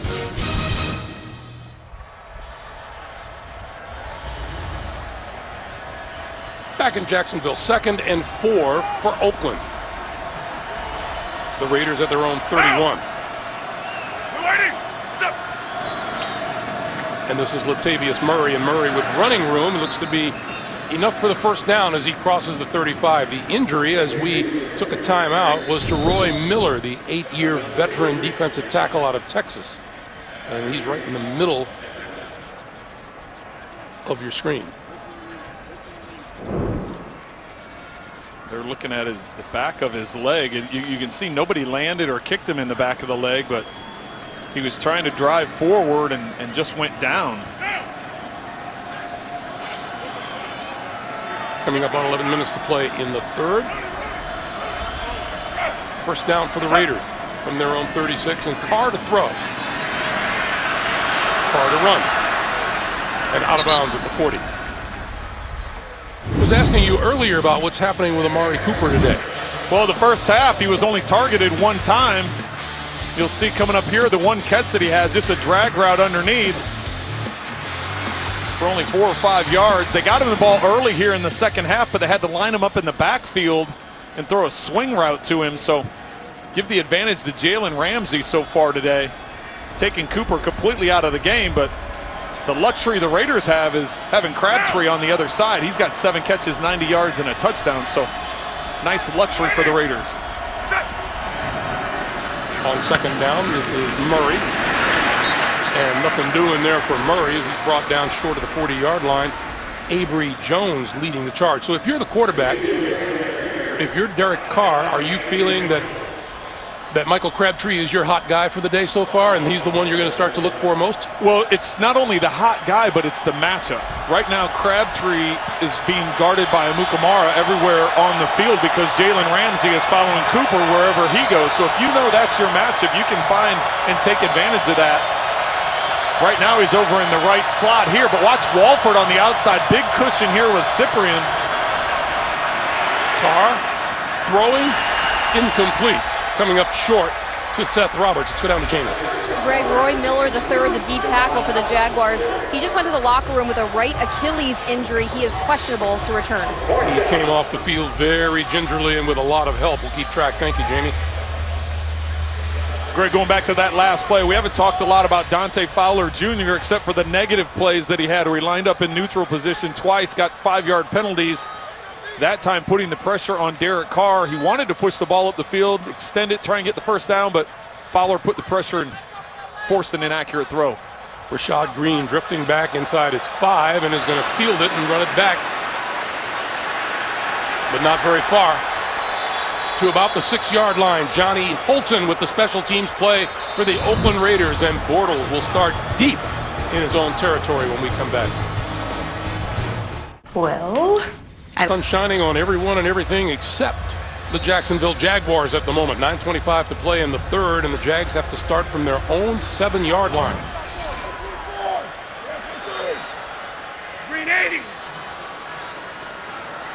With T.J. Yeldon behind him. Yeldon, the play fake to him, and the pass across the 20-yard line in and out of the arms of his intended receiver, Allen Robinson. And you can hear that thud off his pads all the way up here. You got to catch that with your hands, not let it into your body. Robinson, here's the 2 big receivers. You see 1 catch for 5 yards, Hearns 2 for 25. Robinson should definitely have 2 after that last one bounced off his chest. Yeah, Bortles started the day completing 2 of his first 10 passes for 8 yards and a pick. Since then, he's completed 6 out of 9 for 82 yards. And it's changed when they've gone to this up tempo, not necessarily a 2-minute tempo, but a no huddle tempo. Quick pass to Marquise Lee on the near side. That's not going to get much at all. Maybe a yard. And the fans are restless. Carl Joseph coming up to make the stop. Well, the Raiders know this secondary is a work in progress. Carl Joseph, the first-round pick out of West Virginia, but you bring in free agents Sean Smith and Reggie Nelson, put them together with David Amerson. They know there's going to be some growing pains, so that's why there wasn't a lot of panic about them being the 32nd ranked defense, 32nd ranked pass defense coming into today, because they felt like it was just a matter of time before they all get connected. Bortles looking to make something happen here on 3rd down. has time. Now going to run it out of there, but pulled down from behind. And we have a marker down in the backfield.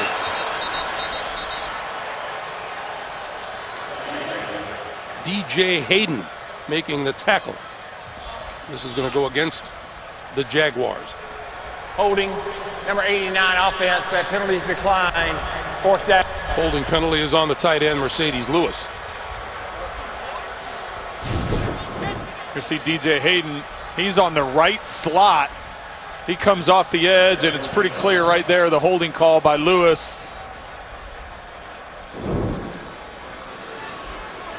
Jalen Richard is deep as Nortman gets set to kick it out of his end zone.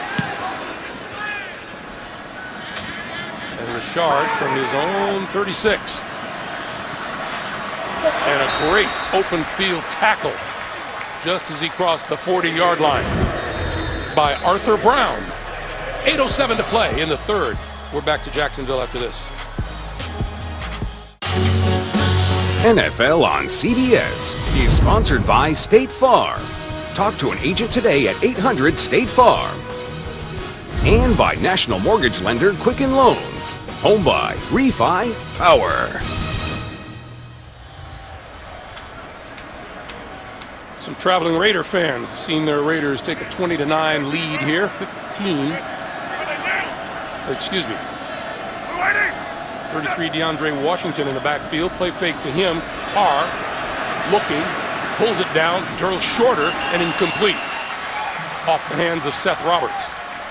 Did you see him wind it up before he threw it to Seth Roberts? He was going to try throwing another deep ball to Crabtree working down the right sideline. He had success with it right before the half. He thought about it, but then he saw the safety coming over the top, prevented him. Oh, maybe not. I think he saw the safety right at the last second. Decided to come underneath to Roberts. Good defensive play, knocking it away. By the way, defensive lineman Roy Miller will not return today with that Achilles injury that Jamie reported. 2nd and 10. Carr on the keeper. And out of bounds. He'll be marked out at about the 42-yard line. I want to remind you tomorrow on CBS, Matt LeBlanc returns to television in the new comedy Man with a Plan. Don't miss the premiere tomorrow after Kevin Can Wait, right here on CBS. 3rd and 9. Big third down for the Jacksonville Jaguars. Trying to get the ball back, trailing by 11. Decent field position and a sustained offensive drive would help. Well, the Raiders 6 of 11 on 3rd down, so they've had some success on 3rd down. Carr over the middle and grabbed at midfield by Amari Cooper. Flag in the backfield.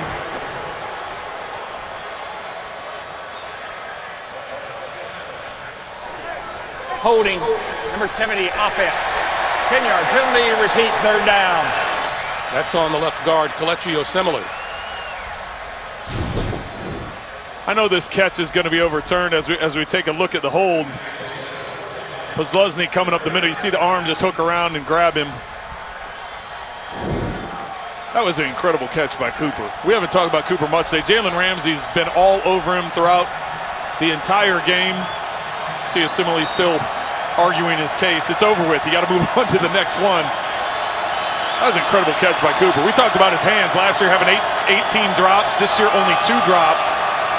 But Ramsey was all over him on that play and was able to bring it in. 3rd and 19 now. Quick pass to the outside. Overthrew Seth Roberts. Go back to that Amari Cooper grab. Watch this ball from Carr. Comes in high and with heat. Cooper just working to the inside. He gets down past the sticks, a little spin move or pivot move to the inside. Watch how he goes up and snatches this ball. Ramsey is all over that shoulder, is able to rip the left arm, and yet Cooper's still able to bring it down. That's as nice a catch as you're going to see. Now Rashad Green, who hasn't had the best of afternoons fielding punts, is inside his own 15. Penalty marker down before the snap. And this looks like it'll go against Oakland. False start number 91 offense. 5-yard penalty. It's still 4th down. Well, we talked a little bit, Greg, in the first half about how a penalty can cost you. And the Jaguars, they're down there. They would have had 1st and goal, but the holding penalty moved it back. They didn't get it on 3rd down, had to settle for a field goal. Here, the holding penalty, Raiders would have had it 1st down in Jaguars territory. Now all of a sudden a holding penalty, now an illegal procedure. Now all of a sudden you're flipping the field. Unless King can get off a big 65, 70-yard punt, it's going to increase the field position for the Jaguars. 70 yards worth of penalties against the Raiders so far this afternoon. King gets it away. This is Green. We have a penalty marker down as Green looks to shake tacklers. And looks like he'll make it as far as about the 23-yard line. The flag is on the far side of the field. Yeah, far side of the field. That either means somebody ran out of bounds and didn't run back inbounds, or they're going to get a holding call over there.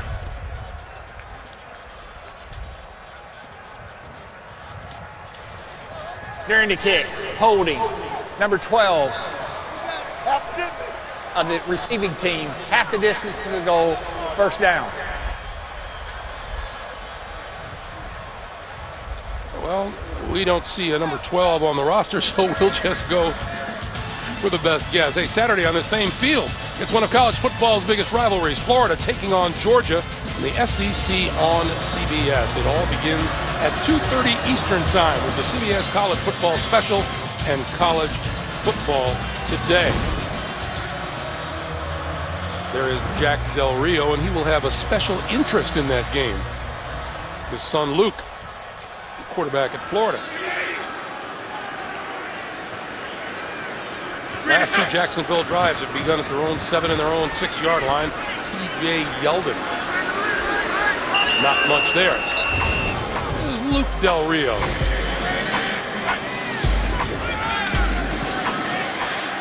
You know, it's really unusual, Trent, that he's not exactly following in his dad's linebacker footsteps, is he? Yeah, but he's big for a quarterback, and he can throw it all over the field. Couple nice plays we saw right there, and got a couple sons playing football myself. I know it's a different thing when you're sitting up in the stands watching your own son, and Jack shared those same feelings. When you sit up there, you're out of control, and but it's a lot of fun. Bortles, far side of the field, and out of bounds is T.J. Yeldon. Meanwhile, I asked Jack, well, you know, when you're watching your son, is it as part coach and part dad? He goes, no, it's all dad. It is all dad. As much as you want to, be involved, and you just have to sit back and it's, let them enjoy their journey and support them. And yeah, it's fun stuff though.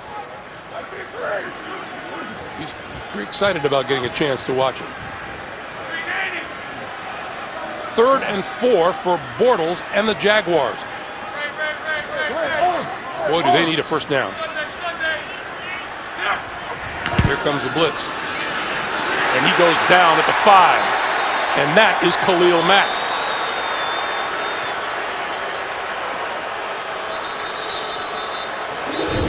We hadn't talked about him a lot, but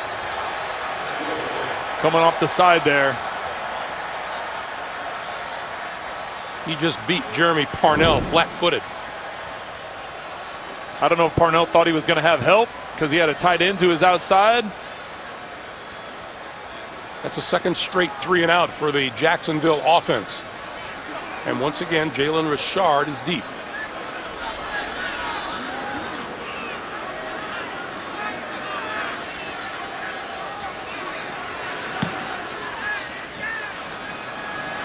Pretty short. From the 48-yard line, Richard navigates his way inside the 40 to the Jacksonville 37. Derek Carr with some great field position and a 20-9 lead. I will follow you. Well, they're trying to figure things out on the Jacksonville sideline, and it has not been an easy puzzle to solve today. Well, we talked about flipping the field. Jaguars were set up, but then that penalty pushed them back inside the 5. They didn't get a 1st down, so now all of a sudden the Raiders start in Jaguars' side of the field. 4:45 to play in the 3rd. And movement in the flag.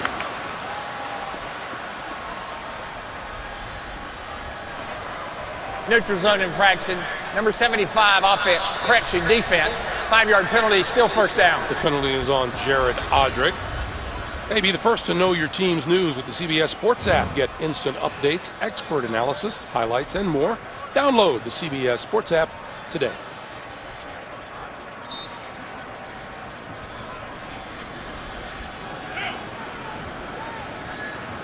First and 5.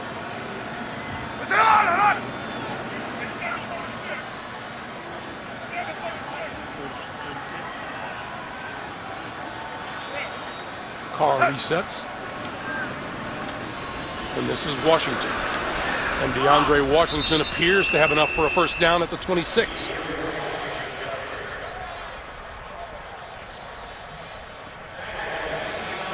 And that's going to be a big advantage for the Raiders moving forward if they can find some balance. So far today, 159 passing, 99 rushing.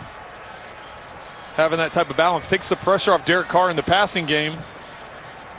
All of their runners are healthy with the exception of Tywan Jones, who's sitting this one out with a knee injury today. But Murray, DeAndre Washington, Olawale, Jalen Richard, all active, available, and doing well.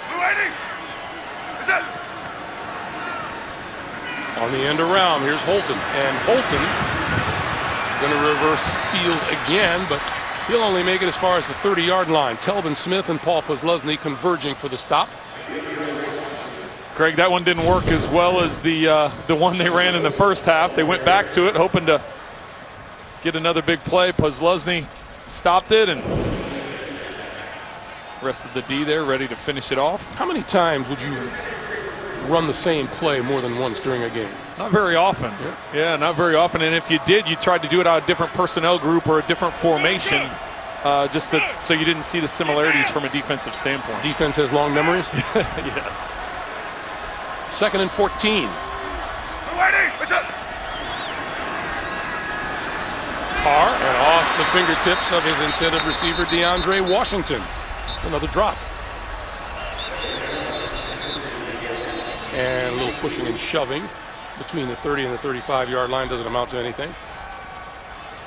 Well, it was Austin Howard and Malik Jackson. They were having a little jawing going on the last series. It looks like it's carried over to this series. So that's a 330-pounder against a 300-pounder. Well, yeah, remember Malik was with Denver last year, so Denver played the Raiders a couple times, and so I'm sure this goes back to what I said about long memories. Before today in your long memories, that's right. 3rd and 14. Carr, quick pass to the outside. And that'll make it as far as the 26-yard line. Andre Holmes with the reception, and that'll bring on Janikowski.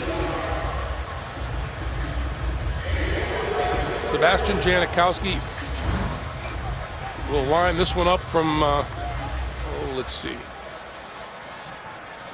44 yards out.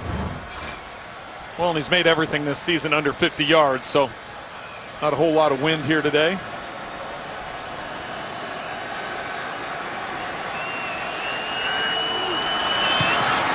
That kick on the way, looks good, is good. Some 2:28 to play in the third. 23-9. Oakland, we go down to Jamie. Greg, this week Raiders owner Mark Davis was in Las Vegas when the Nevada governor Brian Sandoval signed a stadium deal worth $1.9 billion. He also had a comment, quote, Oakland was in the driver's seat if they could have put anything together, but they came up with nothing. Las Vegas has already done what it's going to do. We have to bring it up to the NFL and get permission to move to Las Vegas. When we spoke to the team yesterday, the best they could tell us was this team is actively pursuing a permanent stadium option in Vegas. Now keep in mind the Raiders do have a first and second year option to stay at the Oakland Coliseum. Now that is their option to make that decision, but at this point it's a really fluid situation for the Raiders. Right, Jamie, thank you. And Roger Goodell confirmed that there has been no activity on the Oakland side of things. And it's that, that's a real struggle when you consider that what the Raiders have done in Oakland in terms of support, the number of ticket sales. Just right now, there's inadequate from a stadium standpoint, and trying to repair the stadium they're in, the fact that they're sharing it with baseball, there's so many things going on there to try and get that rectified. It looks like for all intents and purposes, they'll be heading to Vegas. And Marquise Lee will let that one go through the end zone. And they'll start from the 25-yard line. Let's take a look at the quarterbacks and how they've done. Well, these two third-year quarterbacks had a lot of hype coming into this game. They've both performed at high levels a year ago. Derek Carr has continued that play. Blake Bortles, as you can see, under 50%. Struggling some today as he's struggled throughout the year. He's trying to find that consistency, and the Jaguars found some of that consistency when they were going with the no huddle at the end of the half and coming out in the second half. But the last two possessions starting inside their 10-yard line, they just haven't gotten anything going. Running out of time here in this game. I know we're still in the third quarter, but have to get something going here. Got to give credit to this Raiders defense. Came up very beat up coming into today, but performing well today. Chris Ivory in the backfield, but Bortles going to throw a little pump fake, pulls it down, and now has to shovel pass it to Chris Ivory. I know, Trent just had a heart attack. I did. I just about fell out of my chair. I did. You know, that's one of those ones you're trying to make a play. You can see he's looking out to his left, gives a quick shoulder roll because he's trying to take a big chunk, but the Raiders had dropped back into a cover two. They had everything. All you had was your underneath throw. That ball with the underhand flip, very Brett Favre-ish, but that one came close to being a game ender. Oh, yes. Gain of 3, 2nd and 7, and Yeldon across the 30. And the fans want to see a little more offensive action. 3rd and 5 as we hit the 1.5-minute mark here in the third, and now we have a penalty marker thrown.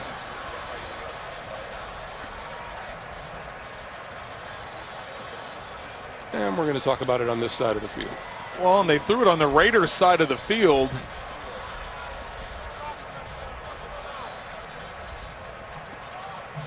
So I don't know if something was said. Is it something I said? After the play is over, unsportsmanlike conduct.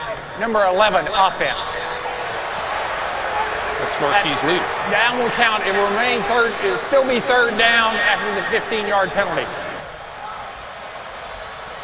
Considering when that flag came in, I mean, the Raiders were in the process of changing personnel. 2 guys came on the field, 2 guys were running off the field. The official that threw it was on the opposite side of the field, so I don't know. It must have been something that he said, maybe yelled it across from one huddle to the other. And Lee comes off the field and gets a talking to. Meanwhile, Bortles looking at a 3rd and 20. Quick pass over the middle, and that's grabbed by Rashad Green, but it's not going to accomplish much at all.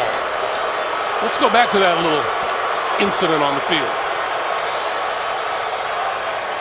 Marquise Lee is still hot. So right here, that's Lee. He gets hit up in the face. He must have retaliated, but when the flag was thrown was significantly after that taking place, because the ball had been spotted. The Raiders were in the middle of a personnel change, and then the flag came in. The Raider defense forces another 3 and out, and meanwhile this is Richard, and Richard breaking free to the 30. And we have penalty markers down at both ends of the field as he's brought down at the Jacksonville 20.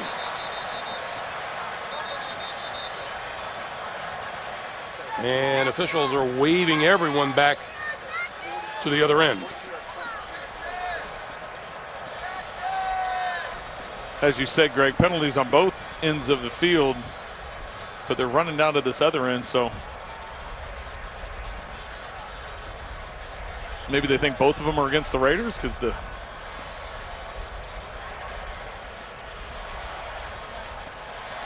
Well, we have a full conference going on at the 40, and now here's Jeff Triplett.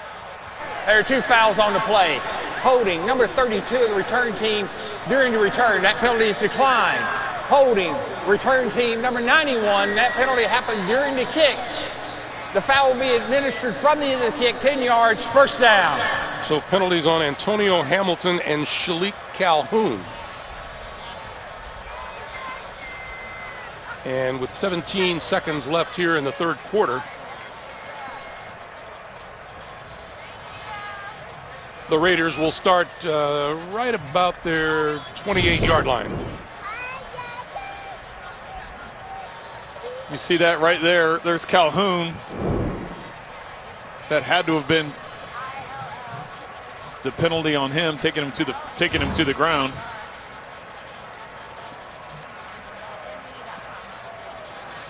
Oakland 8 penalties for 80 yards.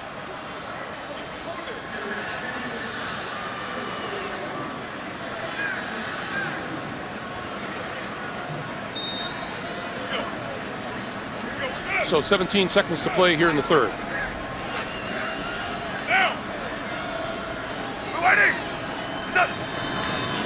And Carr will give it to Latavius Murray, and Murray maybe a yard at most. Brought down by Miles Jack, and it would appear they will let the clock run out here in the third. With the score, Oakland 23 and Jacksonville 9. We'll come back to Jacksonville after this message. And a word from your local station. You are watching the NFL on CBS.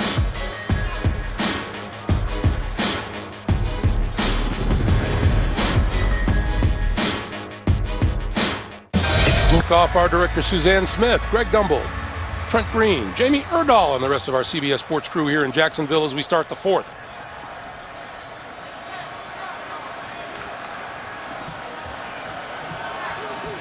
Raiders 2nd and 10 at their own 28-yard line.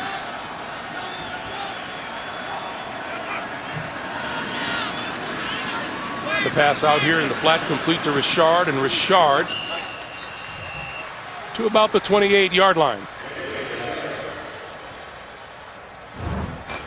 Clock continues to move in the second half. Boy, Oakland went flat, partly due to all the penalties they were committing. Yeah, and if you look at Jacksonville, only just over 200 yards for the game. The Raiders coming in, giving up 445 yards per game, last in the National Football League. Give a lot of credit to the Raiders defense, the way they've been able to shut down, especially the passing attack of the Jacksonville Jaguars. 3rd and 10. And the Jaguars are going to have to start stopping drives over the middle. That's complete to Seth Roberts, and Roberts out of bounds, and we have a flag down in the backfield.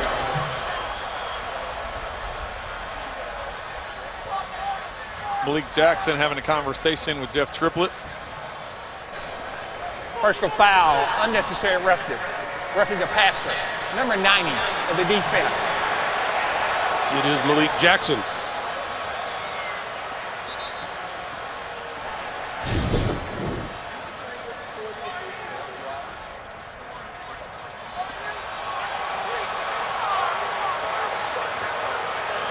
That's kind of like a schoolyard shove. Yeah, I don't think that's a penalty. It's not like he took a couple steps. He took one step. There's usually After that. the play is over, unsportsmanlike conduct, number 90. Abusive language towards an official. 15 yards, automatic first down. So Malik Jackson gets another foul tacked on.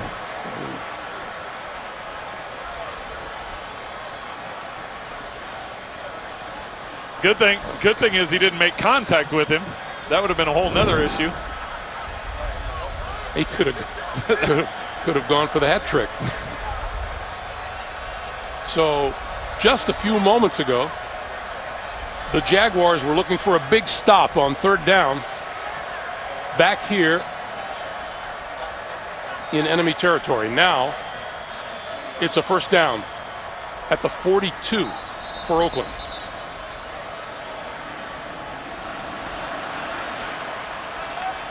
I thought we were getting another flag there. He was just playing catch with the flag. Yeah, he's still playing catch. He's like, here you go. Go find your owner. That's right.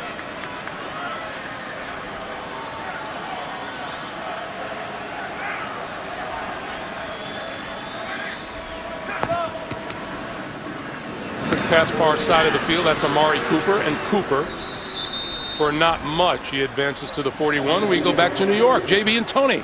Tennessee not giving up. Oh, not at all. Right here, you're going to see marvelous Marcus Mariota hit the tight end in the back of the end zone. Delaney Walker for the 7-yard touchdown. All tied up 20-20. Looks like you and I, huh, Trent? Greg Gumbel, Trent Green, and Jamie Erdahl. I like that, Tony, bringing up the old days there. Yeah, a little connection. I wonder if Tony knows that we have to watch those highlights every week at our production meeting. I force everybody to watch them, right?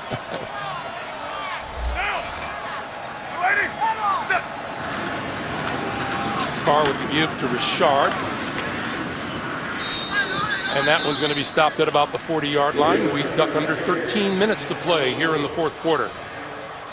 And another third down for the Jaguars. Well, Greg, I've been impressed with the way the Raiders have responded after last week's game against Kansas City. A tough division game at home, in the rain, conditions the way they were, and Kansas City, for the most part, beat them up and down the field. They ran the ball very effectively. Alex Smith played well, but the Raiders came out here with an attitude. You know what? We had a bad game. We're not going to read too much into it. We want to come out and perform well. We know we're playing on the other coast. They're going to try and continue it here on 3rd and long. When I said another third down for the Jaguars, I meant a big defensive stop for them. Let's see if they can pull it off. Carr throwing this side of the field. It is complete. And it looks to be maybe a yard or two short of a first down, but close enough for Sebastian Janikowski to come off the bench. You'll see Ramsey Crabtree with the catch. Yes, you'll see Ramsey coming off the edge here. It'll be from our right, Carr's left. Doesn't give him time to set his feet and throw it. Has to backpedal and float it out there. Crabtree able to bring it in, but knocked out of bounds by Gibson, preventing the first down and setting up a long field goal for Janikowski. Sebastian Janikowski has 54 field goals from 50 or more yards. This one from 52. On its way. Accurate as all get out.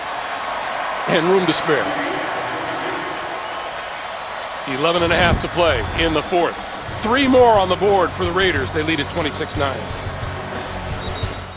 The full line of Ram on CBS. Well, after Sebastian Janikowski kicked the field goal, Malik Jackson continued up his personal attacks on the officials, and Jeff Triplett's going to reiterate. On the previous play, the unsportsmanlike conduct, number 90 of Jacksonville, his actions qualified for his disqualification. So another unsportsmanlike conduct call on Malik Jackson, his second, and by rule, he's gone for the day and leaves his team in the lurch. Yeah, he must have said something. There was nothing that went on during the play. We've looked it back at a number of replays. As he was leaving the field, he must have said something to an official that caused the unsportsmanlike, and 2 of those types of unsportsmanlike is an automatic ejection. Short kick, and this is Marquise Lee, and Lee brings it back to about the 13-yard line.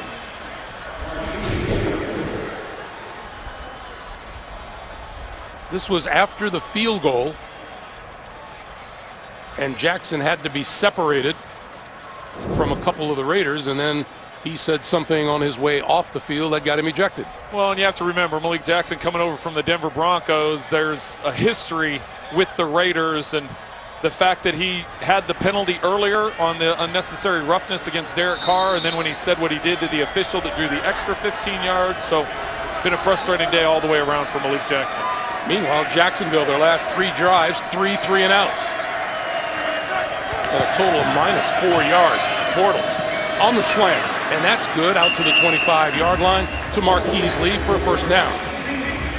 Well, and as crazy as this sounds, Greg, there's still plenty of time. Jacksonville down 17, 2 touchdowns and a field goal. So if they can get something going here on this drive, try and get some points.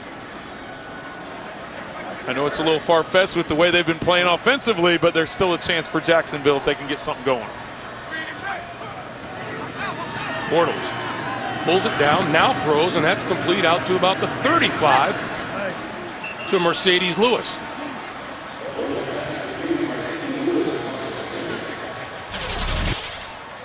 One of the things that I think you'll hear from, if things don't turn around here in the fourth quarter, I think you'll hear Coach Bradley freely admit we shot ourselves in the foot.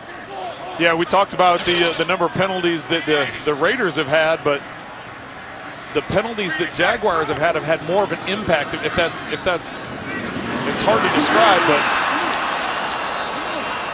that one, Bortles was lucky it fell incomplete.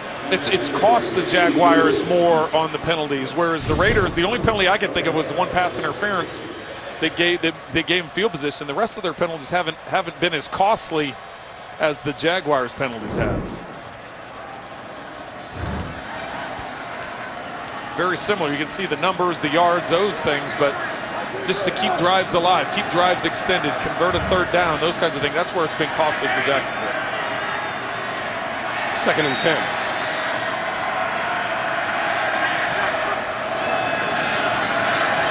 Bortles stepping up, going to run, and slides down as he crosses the 40. About the 42, and now a late flag comes in, and another one is in the backfield. Well, maybe offsetting. It's going to be a personal foul hit on the sliding quarterback, and it looks like holding in the backfield. Malcolm Smith being the Raider that hit Bortles as he was sliding.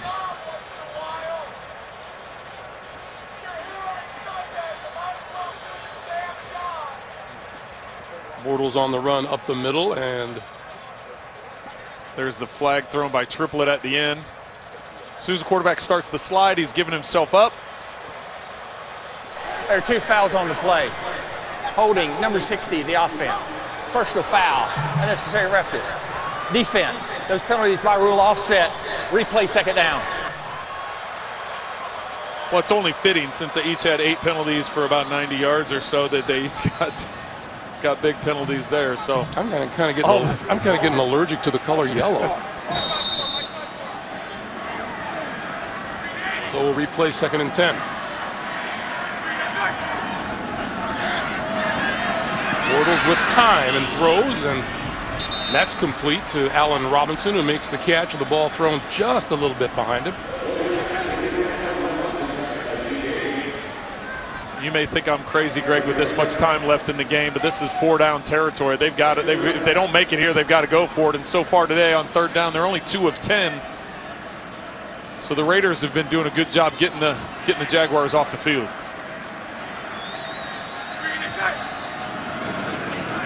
Bortles, and threw it behind his intended receiver coming across the field, Alan Hearns.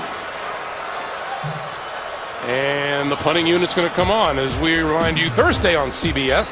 The Big Bang Theory moves to its new night, leading a parade of premieres, starting with the new comedy, The Great Indoors, followed by Mom and Life in Pieces. It's comedy's big night, Thursday only, CBS. So I know you're all in favor of going for it on 4th down here.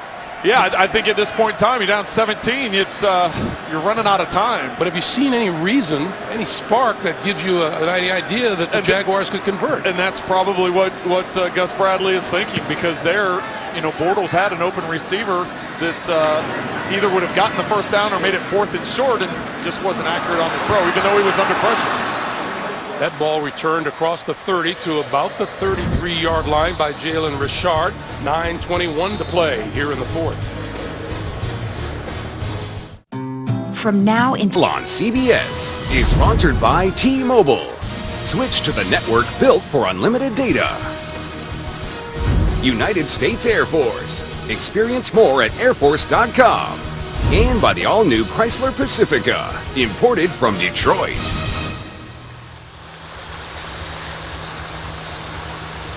Beautiful look at downtown Jacksonville, Florida on a beautiful day. Everything but the way the Jaguars have come out and played in front of their fans. They trail 26-9 with 9:21 to play here in the 4th.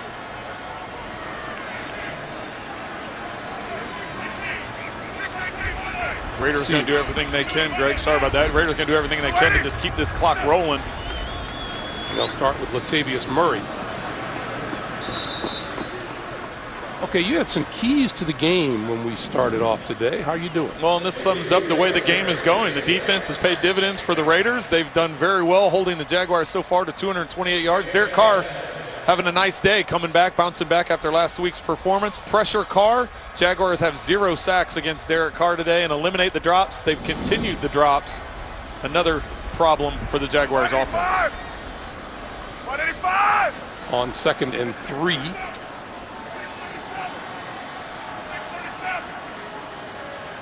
See if Carr wants to keep the clock moving with another ground game shot, and he does. And that's going nowhere, buried at the 35 by Paul Posluszny. And we have a player injured on the play. He's going to be all right. Hey, your weekend, a reminder, starts on Thursday when these Jacksonville Jaguars visit the Tennessee Titans, only on NFL Network. That'll be an AFC South Division matchup.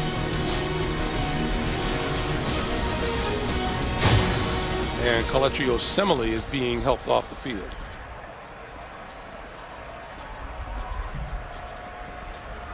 $110 total combined yards for these two teams in the second half, 96 combined penalty yards. I'm just over here shaking my head, Greg. That's a crazy stat right there. Number 76, John Feliciano, has moved into the left guard spot for the Raiders. 3rd and 7.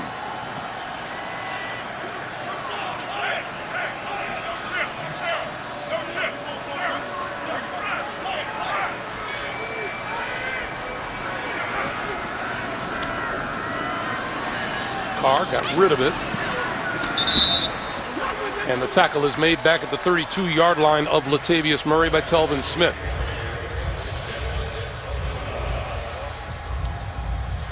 So the Jaguars get a stop and they'll get the football back. Well, and that's as best as what the defense could have done at that point in time. Get a 3 and out, get them off the field.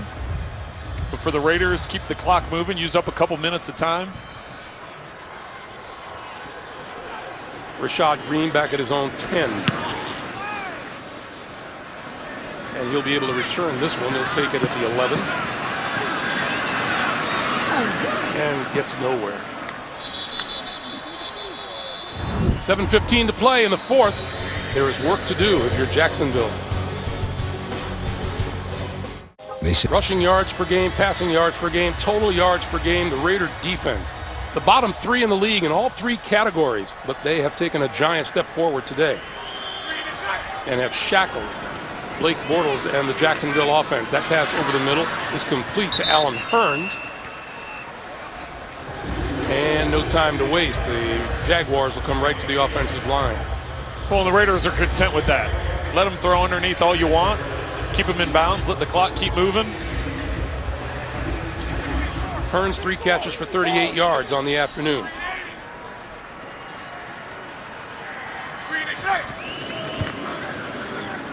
Bortles pulls it down, now throws, and in and out of the hands at the 45-yard line of Allen Robinson. Well, and that's the second big drop of the day for Allen Robinson. He had a curl route earlier that would have picked up a first down. This time he tries using his hands as opposed to the last one when it clanged off his shoulder pads. Just dropped it.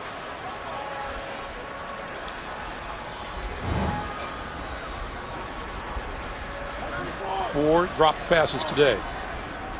That's not a trend you want to continue as you see what they've done the last couple weeks as well. Bortles going to look this way and hit his man, Allen Hurns. And that's to about the 37-yard line. Clock continues to move, 6.5 to play.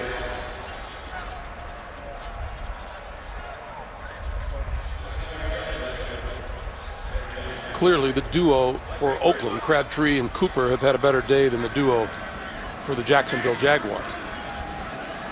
3rd and 3. And that can correlate to the quarterbacks as well. It's Bortles has played better here in the second half, but that one is complete for first down and then some across the 45. Marquise Lee has the first down as he goes down at the 46.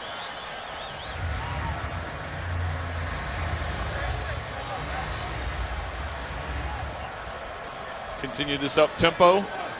At some point in time, they're going to have to try and get a big chunk, though. We have a penalty marker on the offside. Oh, that's your time. That's your time to take the shot. You know you got him offside. Go ahead and throw a jump ball down the field. Yep, Bruce Irvin jumped on the far side, and Blake Bortles just grounded it.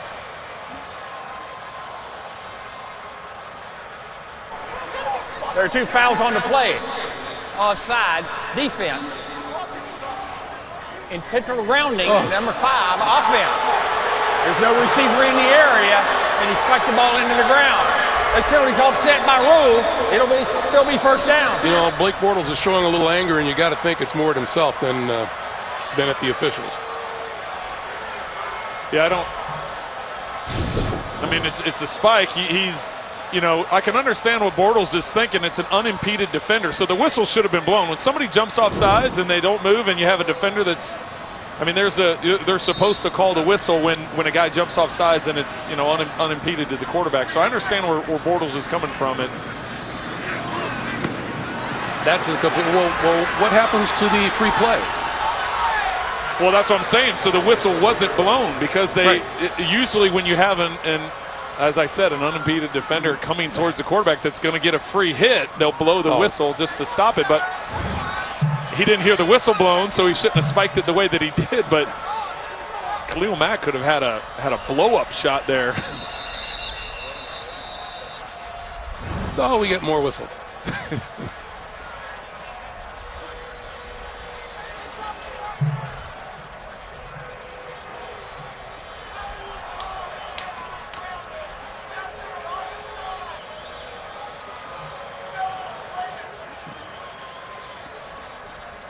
Reset the game clock to 5:39. When you could see Blake still discussing back there. Thank you. 17 penalties in all.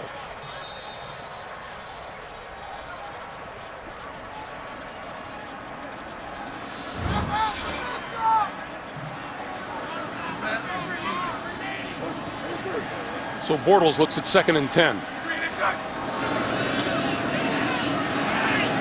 And that's incomplete. 3rd and 10. Well, trying to set up the screen there. You know, the defensive, if you're the defensive line, it's a track meet at that point in time. You know they're going to throw every down. So Jaguars trying to set up a screen knowing that the defenders are going to be coming upfield, but they were able to get there before the back could get his head around. Yeldon was trying to work out into position for that screen play, but Bortles just had to throw it too early, and another incompletion.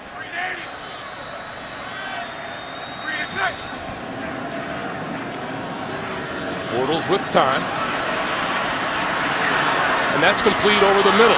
This is Marquise Lee, and Lee out of bounds inside the Oakland 35.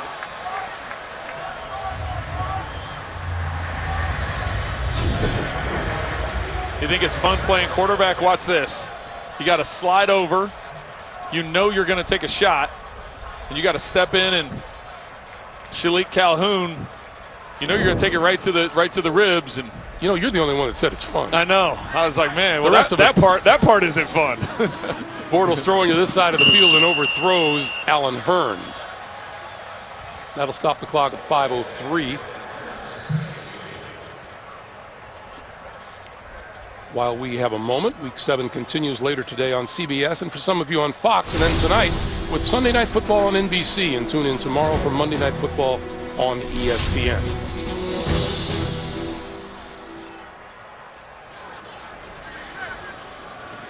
Bortles on 2nd and 10, steps up, gets hit, and goes down, and we get a penalty marker.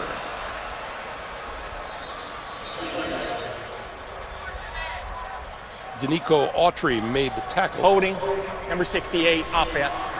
10-yard penalty. Repeat, 2nd down. If this was a restaurant, they'd just say, put it on the tab. Well, it's as tough as it is from an offensive standpoint. You know, every play is going to be a pass. The offensive linemen have the pressure. You can see the hold right there on Beachum against Irving coming in off that the left side.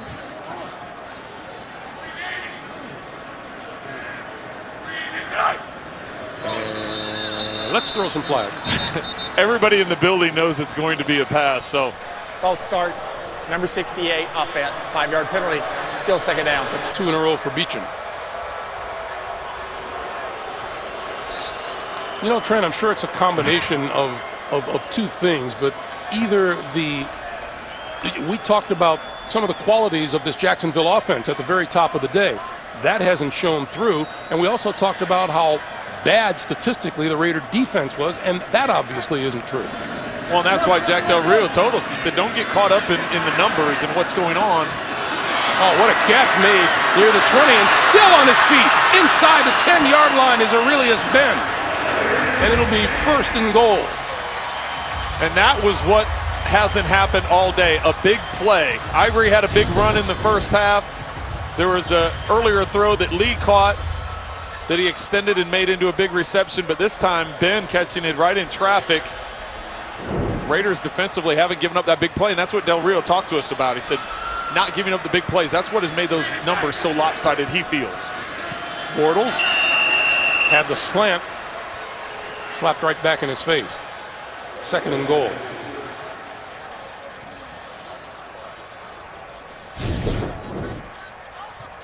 See, Danico Autry got up and got his hands up and blocked the pass. 2nd and goal, 4:17 on the clock. Well, Bortles was going out to Allen Robinson on the slant up against Amerson on the right side. 11th play of a drive in which they have not run the ball. This one thrown to the end zone, and a flag is down as the catch is made by Julius Thomas, but we have a penalty marker on the far side of the field. And this one looks like it'll be against the Raiders. I have no idea how Malcolm Smith didn't come up with that interception. I think Julius Thomas just jumped over the top. Defense, number 91, lined up in the neutral zone. That penalty is declined. Result of the play is touchdown. I think Julius Thomas just reached over the top of Malcolm Smith and yanked it away from him. This is going to be underthrown. Smith is in position. Watch this. He reaches over the top and just yanks it away from him. Wow. Incredible play by Julius Thomas. As soon as that ball was released, I said, this is underthrown. I'm thinking it's an easy interception. Credit to Thomas for just yanking that away from Smith. 9 yards on the touchdown. And Jason Myers for the extra point.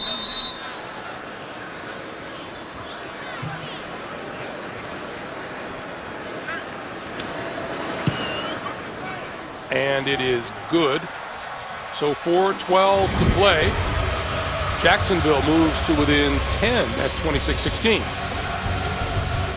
The new Pixel phone by Fell on CBS is sponsored by FedEx, helping small businesses simplify e-commerce. And by Subway. Try the new thick-cut autumn carb turkey sandwich.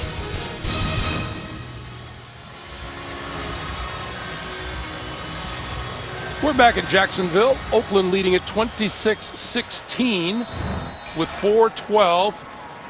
Onside kicker? No. Trent? I don't think so. It looks like they're lining up for it. I'd go ahead and pooch it down inside the 20 and we're going to reset the clock, the play clock, I think.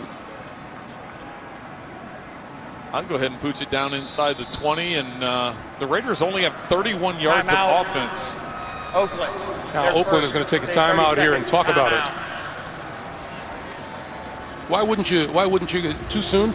I would. You have all 3 timeouts. Right. You need 2 possessions and 2 scores. So it's different if you only have 1 possession and 1 score. You need. Raiders haven't done anything the second half. Too many penalties. 31 yards of total offense in the second half. Go ahead and pooch it down in there inside the 10-yard line. Especially now the Raiders have all their guys up, anticipating an onside kick. Go ahead and kick it down there. Go down, make the tackle. Try and get a 3 and out. Use your timeouts up. Try and get that score, and then you've got plenty of time. Try and get the ball back. Oakland has managed just 3 first downs here in the second half. Jacksonville, by the way, 0 for their last 7 on onside kicks. And they're going to try it. And that ball bounces out of bounds. And a penalty marker, of course. The kickoff goes out of bounds, and it'll belong to the Raiders.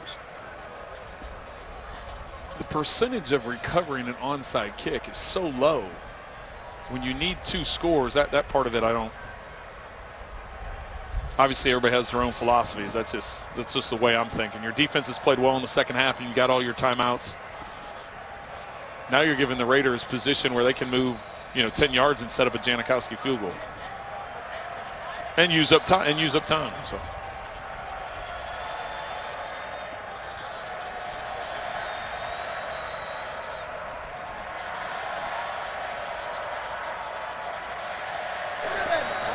Kickoff out of bounds, kicking team. Will take the ball at the spot of the foul. You hear the conversations going on downstairs.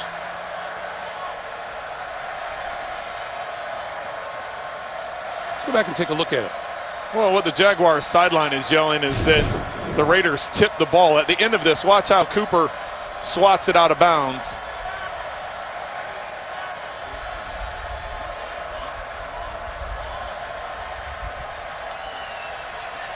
He jumped from inbounds, midair, hit it, and landed out of bounds.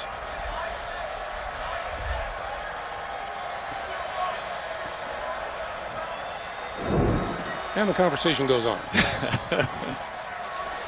Well, just going back to it. So now let's say they go 10 yards, they get in position, they get the field goal, and it gets to 13, and you say, well, it's still 2 possessions. Well, the difference is instead of needing a touchdown and a field goal, now all of a sudden you need 2 touchdowns. So I think that field position makes a big difference. I've always thought one of the great approaches to an onside kick is to kick it really hard right at a big guy. Yeah. They have had some success with that in the past, you're right. Especially if they have them all lined up in that front row there.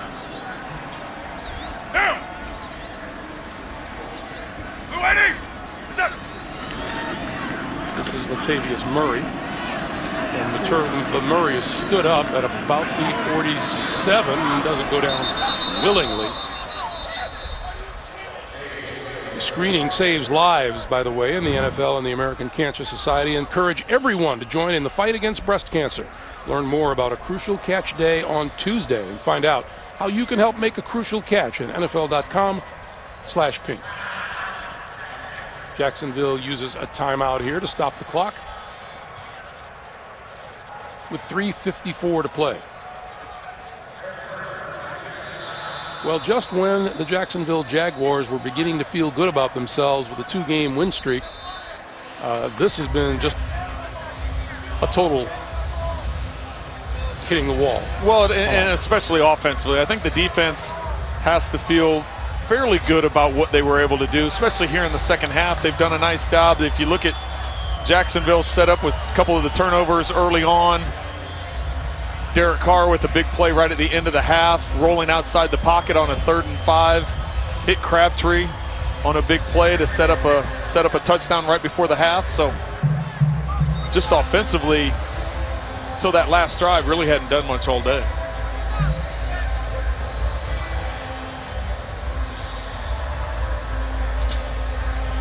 The Oakland Raiders have their next game at Tampa, so they're going to spend the week here in the state of Florida.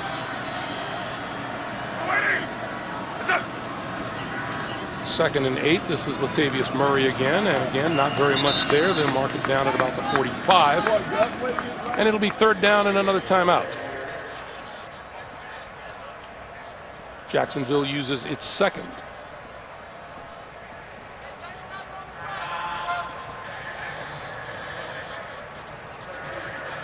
So the team will retreat to Sarasota for the week rather than fly all the way back across the country and then all the way back on Friday or Saturday. Yeah, that's a lot of flying. That's a good choice by the Raiders to do that. And I know a lot of the players and coaches have brought their families cross country to spend the week out here. Yeah, Derek Carr was delighted that he was talking to us about his wife and 2 little ones that made the trip.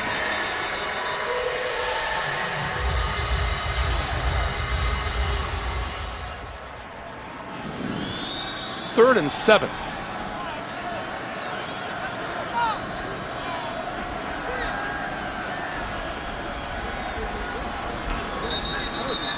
And Derek Carr calls timeout.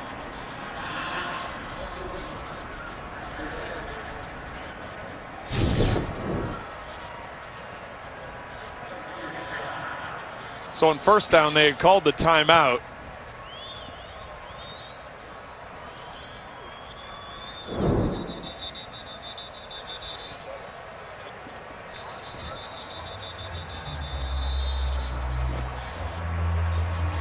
This is feeling a lot like an extension of the inevitable.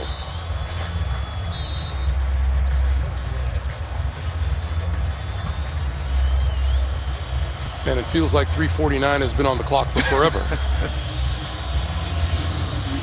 With penalties coming in on pretty much every play here in the second half, it feels like. 3rd and 7.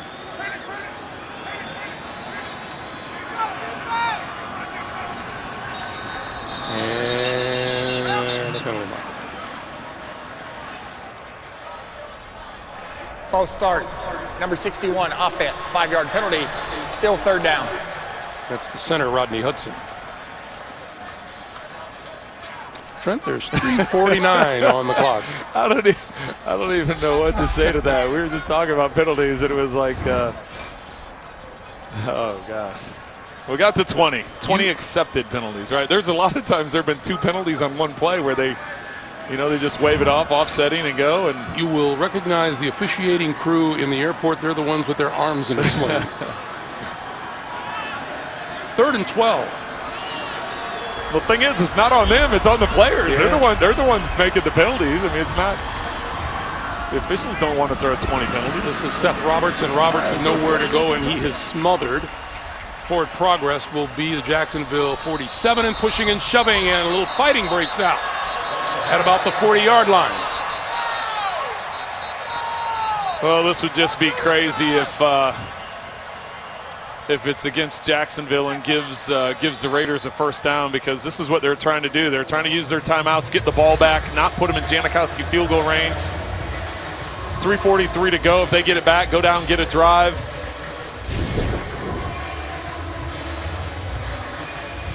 Push from behind. After the play is over, unnecessary roughness. Number 70, offense. Correction, 72 is the unnecessary roughness. The 15-yard penalty, it'll still be 4th down, and there is no charge timeout to Jacksonville. Well, that's just Jeff Triplett being nice. Well, yeah, and that's the thing. They get the penalty, so now it's the extra 15 yards, and King is having an unbelievable day punting. 5 punts. He's averaging 55 yards a punt. 4 of the 5 punts have been inside the 20. So he's been doing a tremendous job in flipping the field position. But for the Raiders, just a costly mistake by Donald Penn. I know he was coming to Assimilate's, coming to back him up because he was into a shoving match with Ngawe and Dante Fowler. But poor decision on Penn's part at the wrong time of the game. 10 penalties for 100 yards for the Oakland Raiders.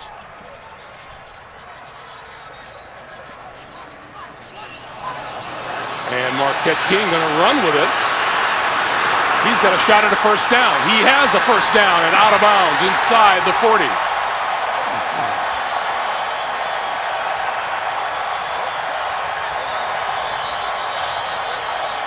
And another fight breaking out at about the 25-yard line. And another flag. Marquette King on 4th and 24. That ball was skipped back to him. I know all this fighting stuff's going on. I don't want to talk about that. I want to talk about Marquette King. The ball skipped back to him, and it looks like he's going to either get it blocked or get tackled. He runs around to the outside, and he can run. Everybody is downfield. The 2 guys for Jacksonville are downfield. The 2 returners and the coverage guy. Nobody recognized outside the pocket. He runs for 28, 29, 30 yards down the sideline. Incredible athleticism on King's part. And recognizing what was going on, understanding the situation. Whatever happens with these penalties, it's going to be after the play was over. Officially a 27-yard pickup.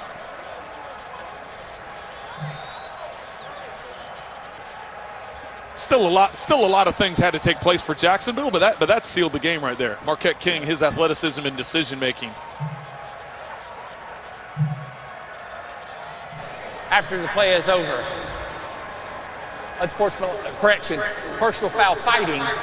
Number 20 of Jacksonville, number 16 of Oakland. Both players' actions disqualify themselves from the game. So 16 for Oakland is Johnny Holton, the wide receiver, and 20 for Jacksonville is the rookie cornerback Jalen Ramsey.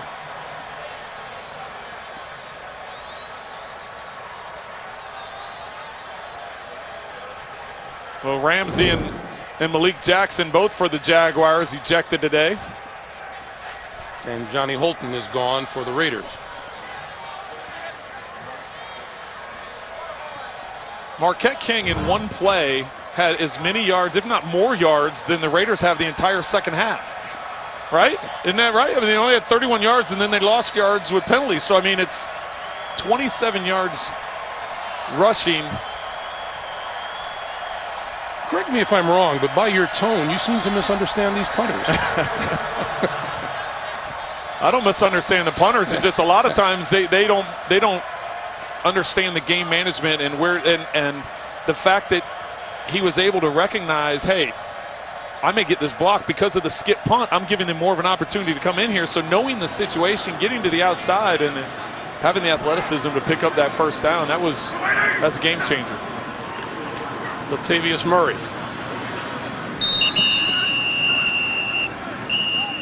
As I said, with a 10-point game, there was a lot of things that still had to go right for Jacksonville, but with close to 4 minutes, 3 minutes and 40 seconds left, they had time to go down and get a touchdown. They had time to get an extra point. I can't say enough about the decision that King made. Yeah, Jacksonville has used its third and final timeout to stop the clock with 3.5 to play. There wasn't a penalty on that one? There wasn't no penalty on that play? Not yet. Not yet?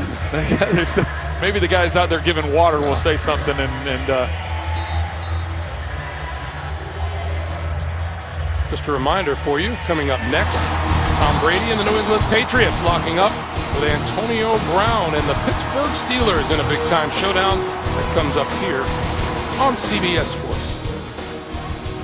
We think Landry Jones going in for Pittsburgh with Ben Roethlisberger having knee surgery. See if he can get it done against hot New England. Yeah, New England's on a mission. This is Latavius Murray. Almost broke free on the right side. Tripped up by Tashawn Gibson. I'm putting a tally on my mark on my sheet right here, Greg. That's 2 plays in a row. No penalties. You love to tempt fate, don't you?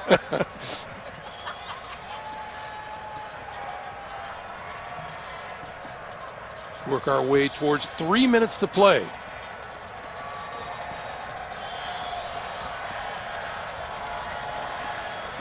See Blake Bortles there. He was contemplating what's going on here against Oakland. Then they got to go on the road for 2 weeks at Tennessee and at Kansas City. Carr going to lob this one sideline, and it is caught by Amari Cooper. And he will be marked out of bounds at the 9. It'll be first and goal. Well, and Jalen Ramsey had been covering Cooper all day one-on-one. But after just being ejected, that put Devon House on him. You can't say that was the coverage. House was right in his hip pocket. Incredible throw and placement and concentration by Cooper to haul that in. Although, if you don't turn and look for the ball, your chances of knocking it down are slim. You don't give me a chance. That'd be an unbelievable interception if he gets it without. Miraculous. First and goal. Murray. And Murray to the 5, to the end zone, touchdown.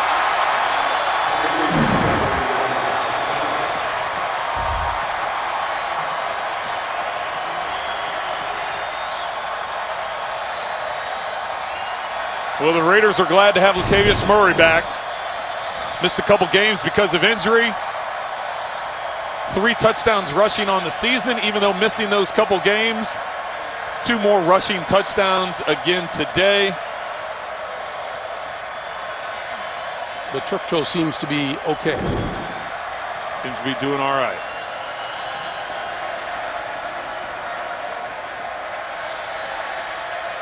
And that tends to bring the crowd rising to its feet and heading for the exits.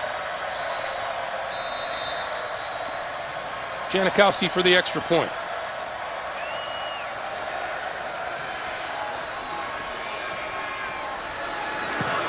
on its way and perfect. And with 2:35, and there's a penalty marker down.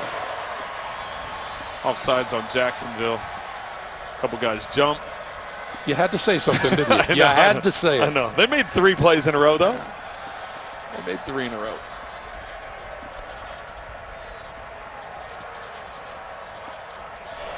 Offside defense, number 25. That 5-yard penalty will be assessed on the kickoff. The point after is good. If this was baseball, Jeff Triplett would not be available tomorrow to come out of the bullpen. Here's what the Raiders have coming up. Tampa. And then Denver. And then their bye week before they take on Houston, Carolina, and Buffalo. How about that? They're going to be at home for over a month. Yeah. Staying here in Florida for 2 weeks or 10 days. Play Tampa Bay, but then huge division matchup against Denver, who they're tied in division lead with, and then the bye week, and then 3 more home games. So a little scheduling quirk this year. And the Raiders have done extremely well on the road so far this season. They win here. They'll be 4-0 away from home. Well, the other thing is the teams west traveling east. It's a different time zone kickoff. So the 1 o'clock kickoff was 10 a.m. for 10 a.m. for the Raiders, their time. Janikowski going to kick this one through the end zone. Will not be returned. They can't use that excuse next week though in Tampa since they're hanging out here for the week.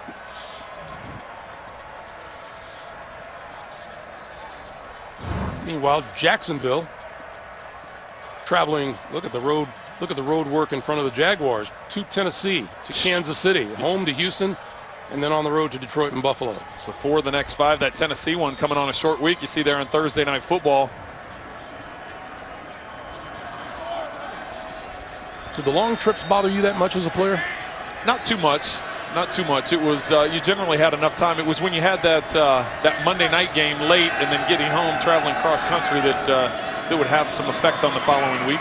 Marquise Lee over the middle for a first down out to the 43-yard line.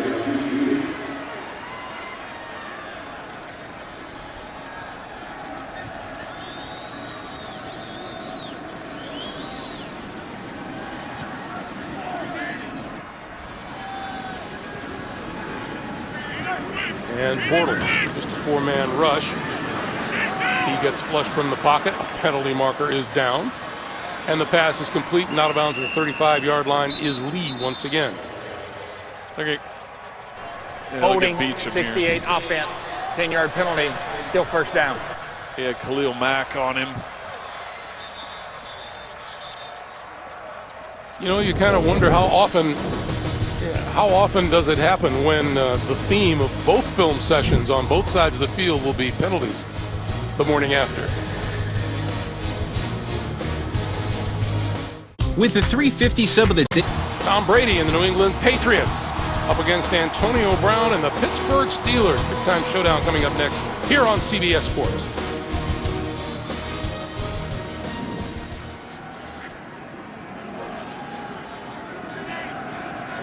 That game is just underway.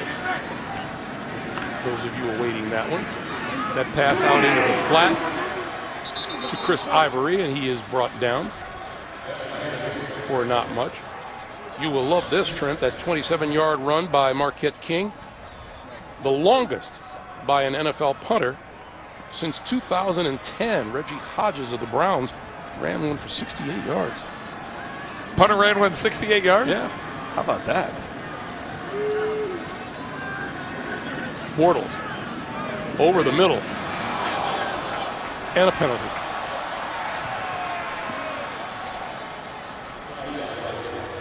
Was he not triple covered? He had a couple guys over the top, and most of them were Raiders. Pass interference. Number 53, defense. Ball we placed in the spot of the foul. First down. The penalty on Malcolm Smith. Here's a look at the quarterbacks today.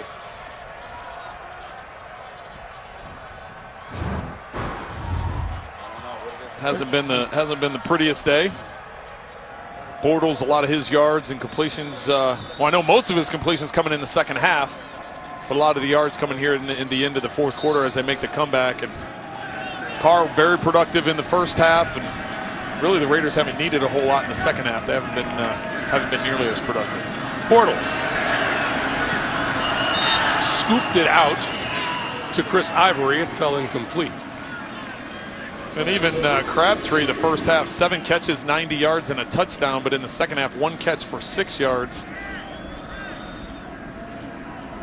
Jack Del Rio, who spent 9 seasons here in Jacksonville, went to the playoffs in 2 of those years as head coach.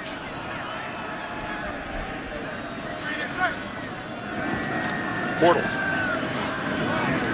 And that is picked off. Picked off by Reggie Nelson. Nelson still on his feet and out of bounds at about the 30-yard line.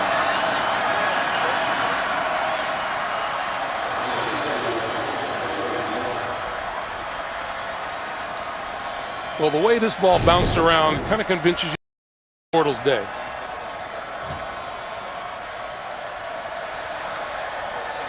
Yeah, that ball didn't hit the ground. Robinson went down low to try and get it, and with Sean Smith in his hip pocket, got his hands on it, but I thought maybe it had skipped across the ground before it bounced up to Nelson, but clearly on that replay, he got it.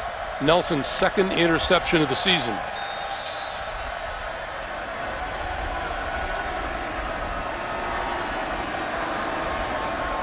Three Jacksonville turnovers on the day. And what?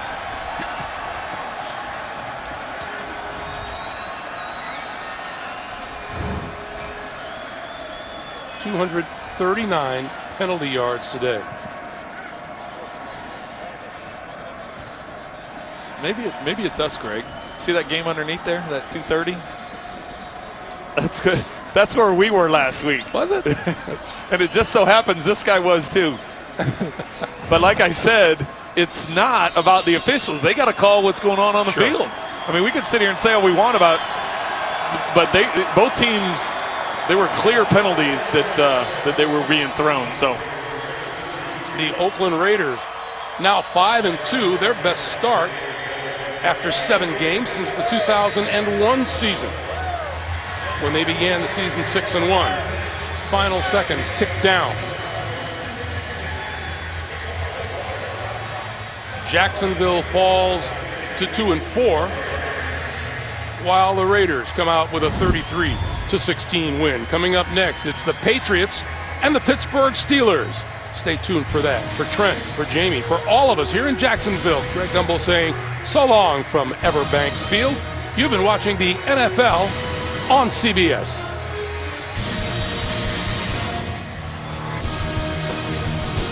This is me.